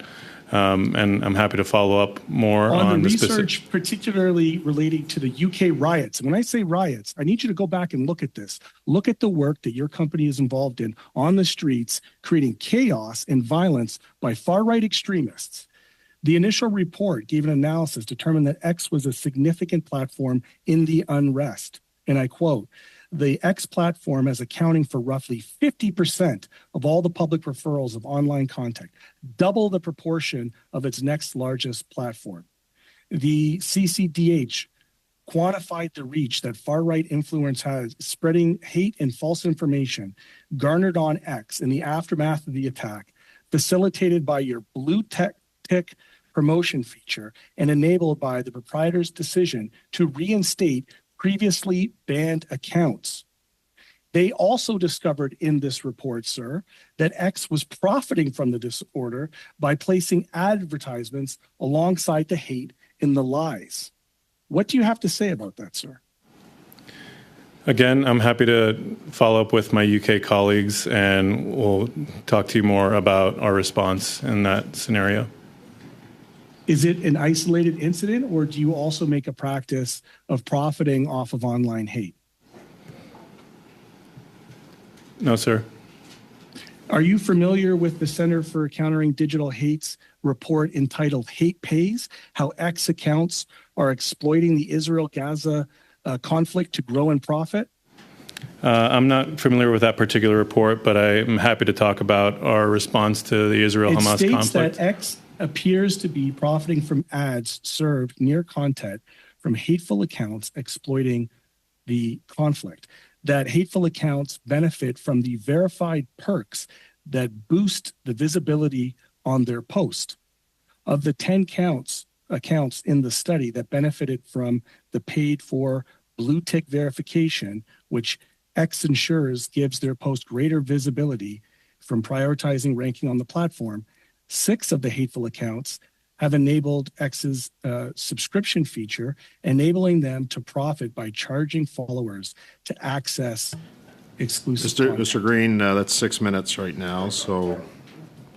I find it all despicable, sir. I'm going to say that, and I find the testimony incredulous. Thank you. Okay, thank you. Mr. Caputo, that completes our first round. We're going to go to 5-minute questions. So we're going to go to Mr. Barrett. Go ahead. Mr. Adair, in the United States, your platform has a creator fund. And I know that Mr. Fernandez talked about that aspect of his platform. Can you quickly give us some sense on what the anticipated rollout or any plans to roll that out in Canada would be? Sure. Thanks for the question. This is something we talk a lot about with Canadian creators. The Creator Fund, or the Creativity Fund as it's called now, is specific to the U.S. and a few other countries. We haven't rolled it out globally yet. It's something we're always looking at ways that we can continue to help creators monetize their content and earn a living on their content. There are quite a number of other ways, though, that Canadian creators are thriving and making money by using TikTok. I know you have a constituent in your riding that I mentioned in my opening statement, Corey McMullen, and he uses it for brand partnerships and to sell his own items directly to his followers. He has an audience of over, I think, 400,000 or 500,000 followers. Live gifting is another major way that Canadian creators are able to monetize their platforms by going live and receiving virtual gifts. So we're constantly looking at ways that we can help our community leverage their audience and earn money or even make a living through TikTok. Yeah, I appreciate that response. So I have a question that I'd like to put to each member of the panel, and it has to deal with the responsibility that verified users on your platforms have when it comes to the dissemination of disinformation and their responsibility. Mr. Fernandez, you talked about the great checkmark and the trust that users of your service can have when they recognize that great checkmark means that person is an elected official or a government official.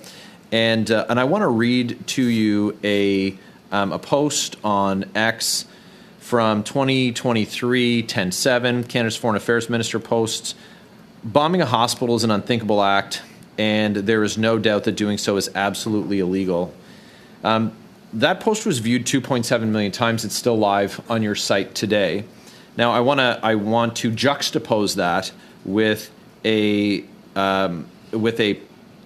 ABC News story from 18 October 2023. I'm just going to read you the first paragraph. A day after Hamas-led Gaza Health Ministry claimed Israel had attacked the Al-Ali Arab Hospital in Gaza City, saying some 500 Palestinians had been killed, Israeli and U.S. officials, explosive experts, and President Joe Biden said Wednesday, and available evidence shows the destruction was caused instead by failed Palestinian terrorist rocket launch. End quote.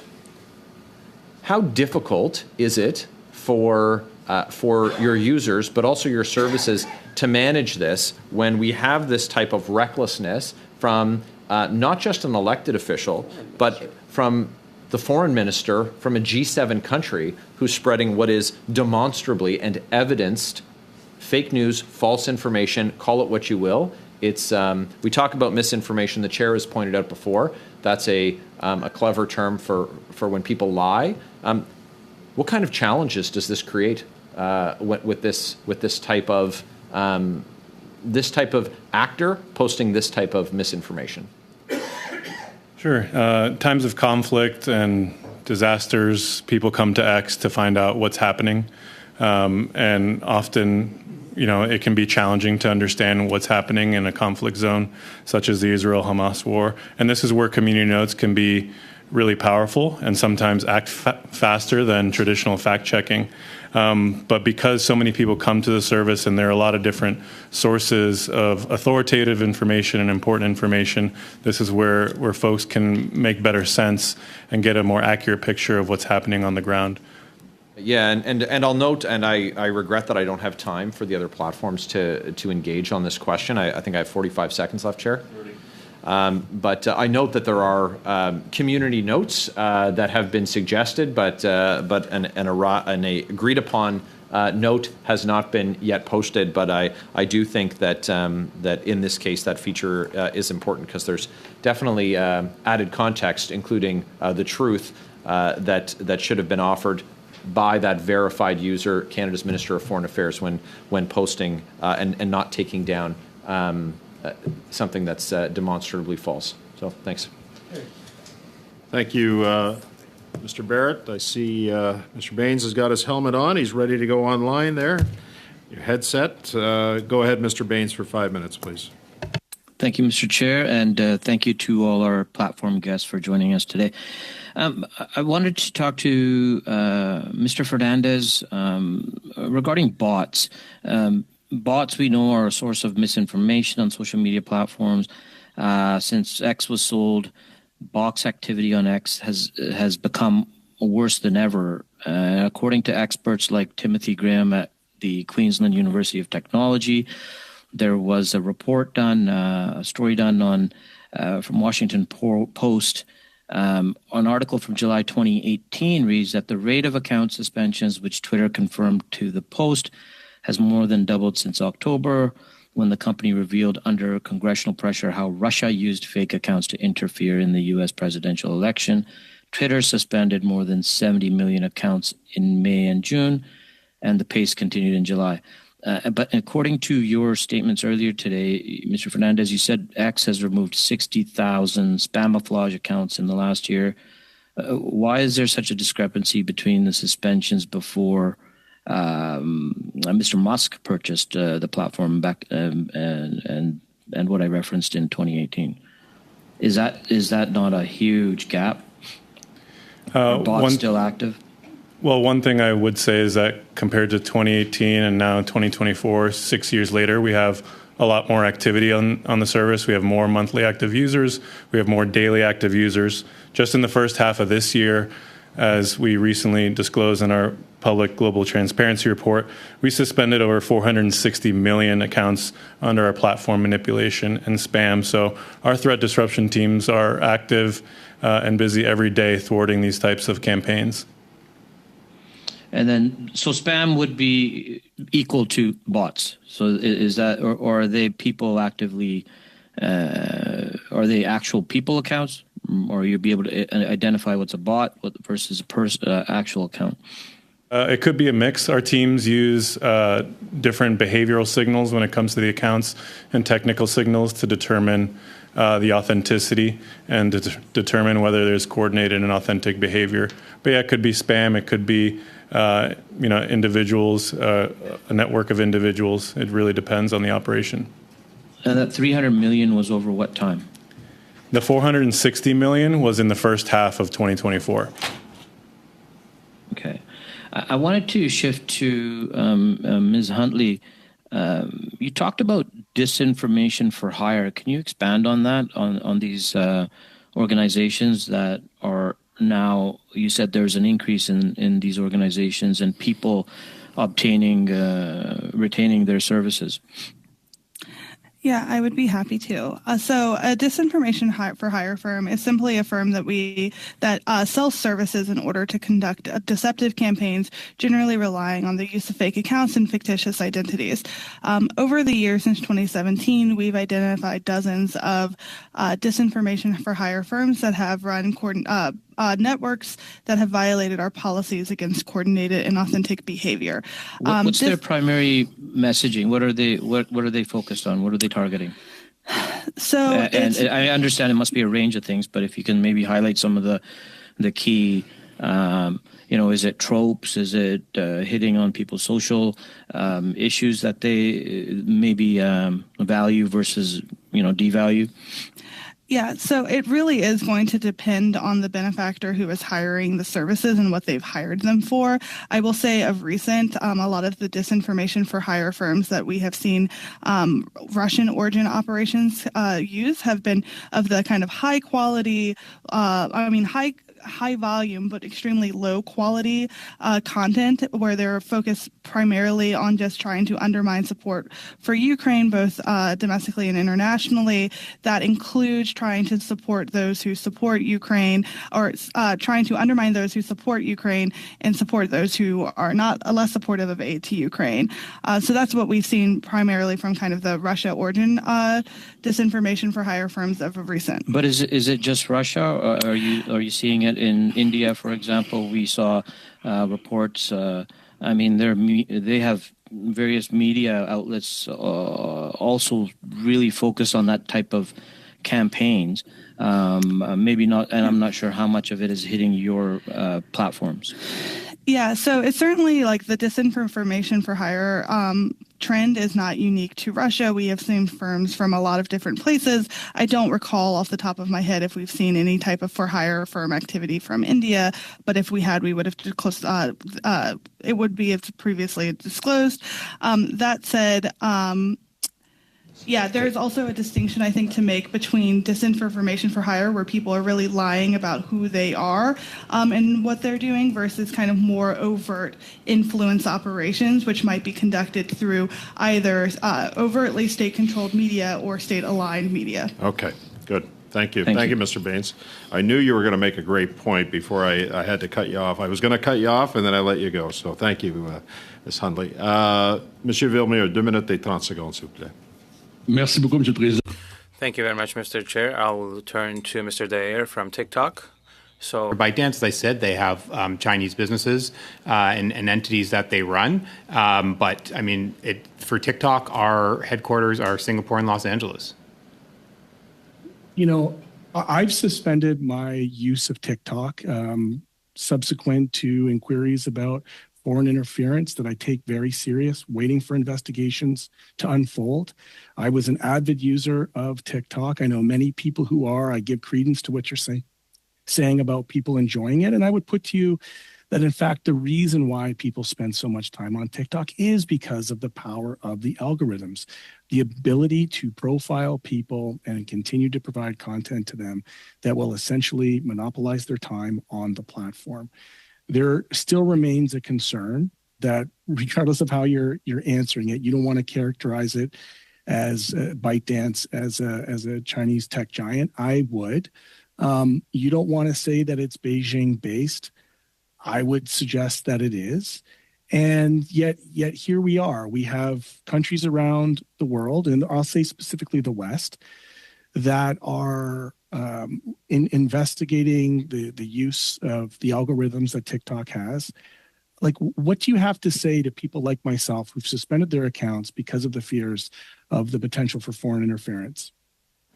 Thanks for the question. I appreciate that, and I appreciate that. I remember seeing your content on TikTok, and I think you used it in a great way to engage with your constituents. I don't need that, Mr. Dayer. What I need you to do is answer the question. Yeah, I need a quick response. We are absolutely committed to transparency and reporting on how we moderate content, where we store data, and any government requests that we receive for data or content removal. We are transparent in posting. Wonderful. Thank you. Thank you, Mr. Green. Mr. Caputo for 5, and then Ms. Khalid for 5, and that'll be it. Go ahead, Mr. Caputo. Thank you. I'm just going to pick up Mr. Dayer, I hope I pronounced that correctly, on what my colleague Mr. Green was stating. Now, my recollection, this is some time ago, was that government accounts were no longer able to use TikTok. Is that accurate? Currently, there is an order from the Treasury Board that says you can't use TikTok on a government-issued mobile device. Right. Okay. Now, did you have any interactions with the federal government after that occurred? We continue to engage with the government on policy issues, and we did reach out and have some conversations with the Treasury Board following that decision. Okay. Do you recall, from your perspective, what was the rationale for the government taking that action? Pointing to generalized concerns that they pointed towards with data security. We provided them with information about how we operate, and our public position at the time that we stated was it doesn't make Canadians safer to just go after one platform. That if the Treasury Board or the government wants to set rules for what types of apps should be on government employees' devices, they should set a bar, and that should apply equally to all apps, not just to one app. Okay. So if I understand you correctly, do you feel as though TikTok has been singled out as in your data security would be on par with perhaps the other organizations that we have here at committee today? Absolutely, yes. Okay. Now, we've talked, this is about misinformation, disinformation, and we've talked a lot about community notes. And perhaps Ms. Hundley or Ms. Curran can help me out. I don't recall this. What is the equivalent of the Facebook community note? So we have the largest global fact-checking network of any of the online platforms, and we work with over 90 different organizations around the world to fact-check content. Okay. And so let's say you fact-check something, and it is false. then what? So we have a range of treatments we can apply to it. We can apply a Flip-flop screen that yesterday says that they're this embarrassed content to is false or partly false, and it will link to an external organization's website explaining what the fact-checking organization has found. We can also downrank or demote that content so that it is less visible to our users. For content that is particularly problematic, we can remove it altogether. So there's a range of different treatments. And who decides what treatments a given post gets? Yeah, our content review teams make the call on how content should be treated. I see. Okay, and I mean, the reason I'm asking this is because Mr. Dyer, in his opening, he talked about the prohibited information. It's a standard of some sort. I just have a kind of cryptic note here that I wrote to myself. Prohibited information that would cause significant harm. Do you recall that, Mr. Dyer? Yep. Yeah. So what's the threshold for significant harm? My colleague Justin could describe that for you, please. Hey, thanks for the question. So we consider a wide variety of harms that we remove, including election misinformation, such as undermining civic integrity, medical misinformation that may lead to significant physical harm or death, or things that may cause public panic or large-scale property damage, as a few examples. Now, during an election, which, we're all parliamentarians here, we all use social media, but I think a lot of us, really don't enjoy the process because there's so much misinformation and frankly, a lot of really mean-spirited comments. But during an election campaign, which often is about 35, 36 days in Canada, we'll just go back to you, Mr. Elric. Is there a heightened awareness on TikTok's behalf with respect to these significant harms, or is it just kind of business as usual because there's just so much content to deal with? Well, in the midst of elections, we take our responsibility to protect the integrity of the platform incredibly seriously and have a task force that are spun up to prepare and enforce all of our policies here. So we certainly do scenario planning and assess various different types of things that may happen and have dedicated teams looking to moderate and enforce content around election misinformation or hate or harassment, and partner as well closely with fact checkers who we leverage to assess the veracity of any of the claims that may come in. Thank you. Okay, thank you, Mr. Caputo. Ms. Khalid, we're going to go to you, but before I do, I just want to circle back to your earlier intervention about asking for documents, and I've looked back into the book, and it's clear committees, and we've had several requests throughout the course of this meeting. I know Mr. Housefather has made a request. There's been others that the clerk has noted, and we'll follow up with who that request has been asked of. But it does say that, we usually obtain papers simply by requesting them from their authors or owners. If the request is denied after the ask has been made, however, that the Standing Committee believes that there are specific papers that are essential to its work, it can use the power to order the production of papers by passing a motion to that effect. So typically the method is to ask, and then if we're not satisfied after that, then we can move a motion. So I just want to make that very clear before you start. To clarify, yeah. I wasn't making a motion. I was just generally asking for those documents. So I hope that is taken as a serious request. Okay. And we will certainly follow up with Mr. Fernandez on that. The clerk has noted the request, and she will check the blues to make sure that the request is accurate.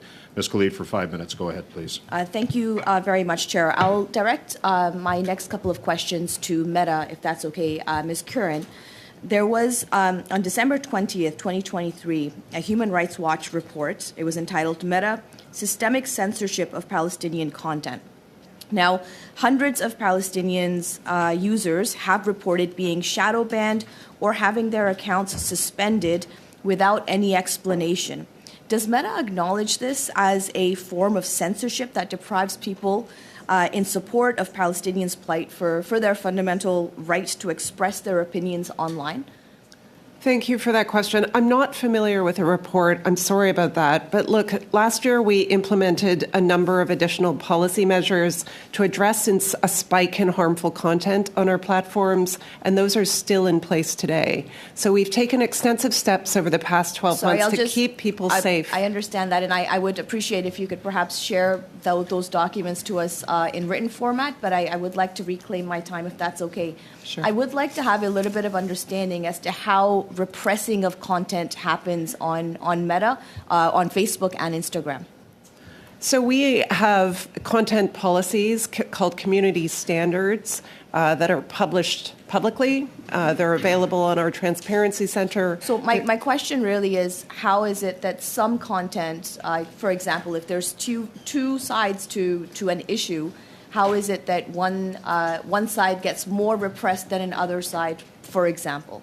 So our content policies are enforced fairly across partisan divides, across political divides. And how do you ensure that that there is fairness in the marketplace of ideas that you provide to people not just in Canada but across the world?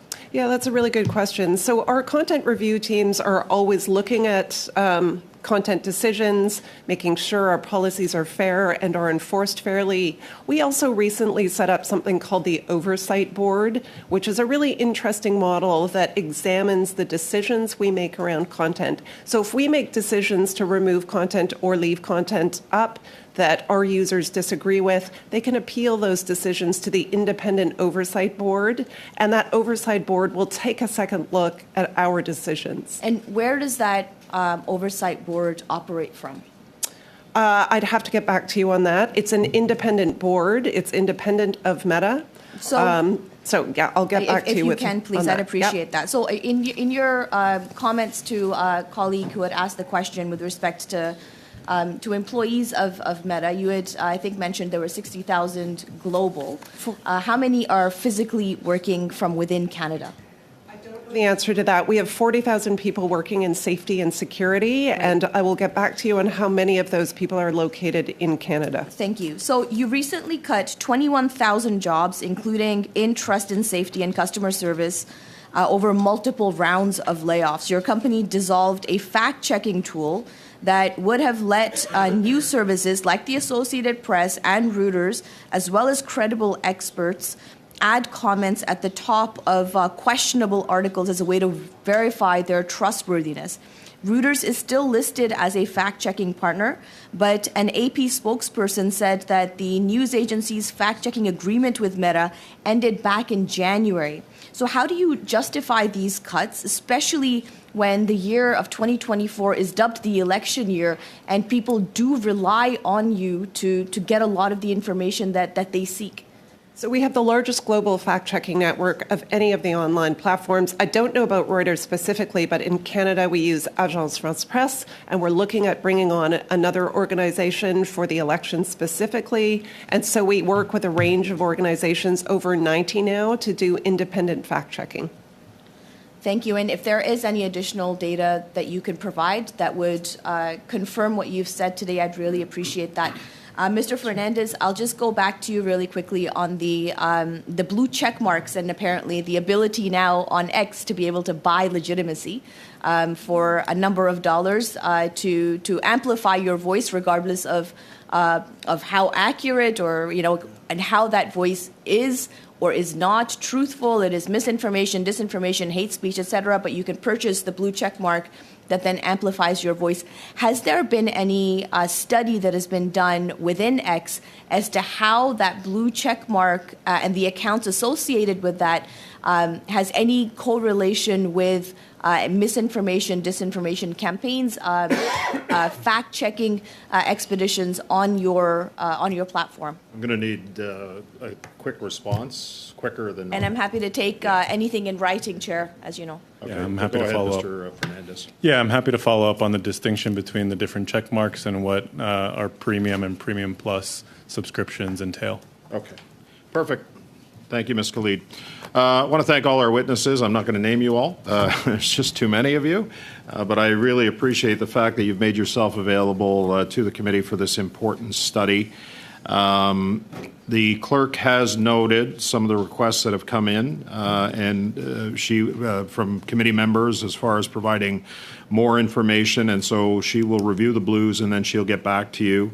I expect over the course of the next coming weeks that we are going to be providing our analysts with some drafting instructions. So once the clerk follows up with you, if you can get those answers back to the committee through the clerk as quick as possible, I would appreciate that as chair. And we'll actually probably give you a deadline if that's okay. So thank you to everybody who's been here on Zoom, everybody who's been here in person, our technicians, clerks, analysts.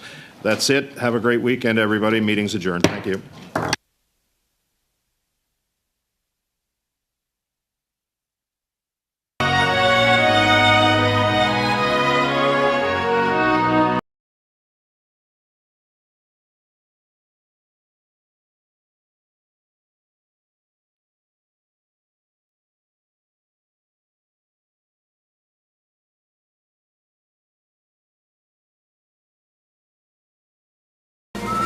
Everyone has an opinion about Canadian federal politics. Oh, yeah.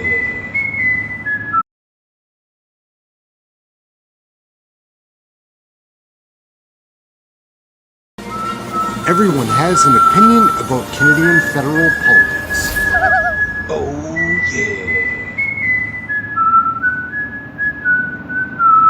yeah. I think our leader, Trudeau, I don't think I've ever heard him say a true word. Oh, hello. Do you have a warrant to be here? Oh, yeah. It's time for a change in this country, my friends. A real change. Wiggle and squirm as you might, it is really hard to put lipstick on a pig. When I'm Prime Minister, I will keep my promises. WTF. Here. I know this place is where I am. No other place is better than. No matter where I go, I am proud to be Canadian. I am, you know I am.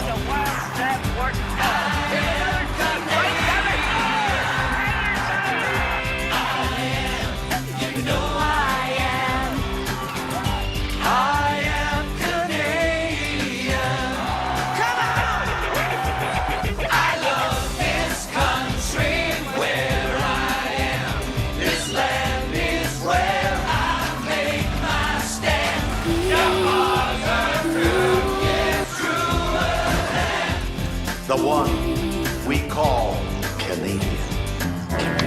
Gentlemen, beam me aboard.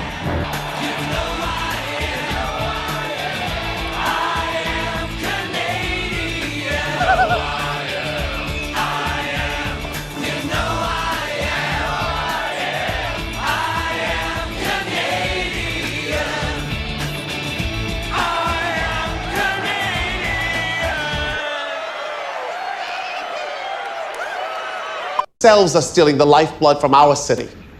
You are a parasite who leeches off just like you, the culture of drugs. Excuse me? What? I got the shotgun. You got the briefcase. It's on the game, though, right? Well, I'll wait to see what he decides to do first.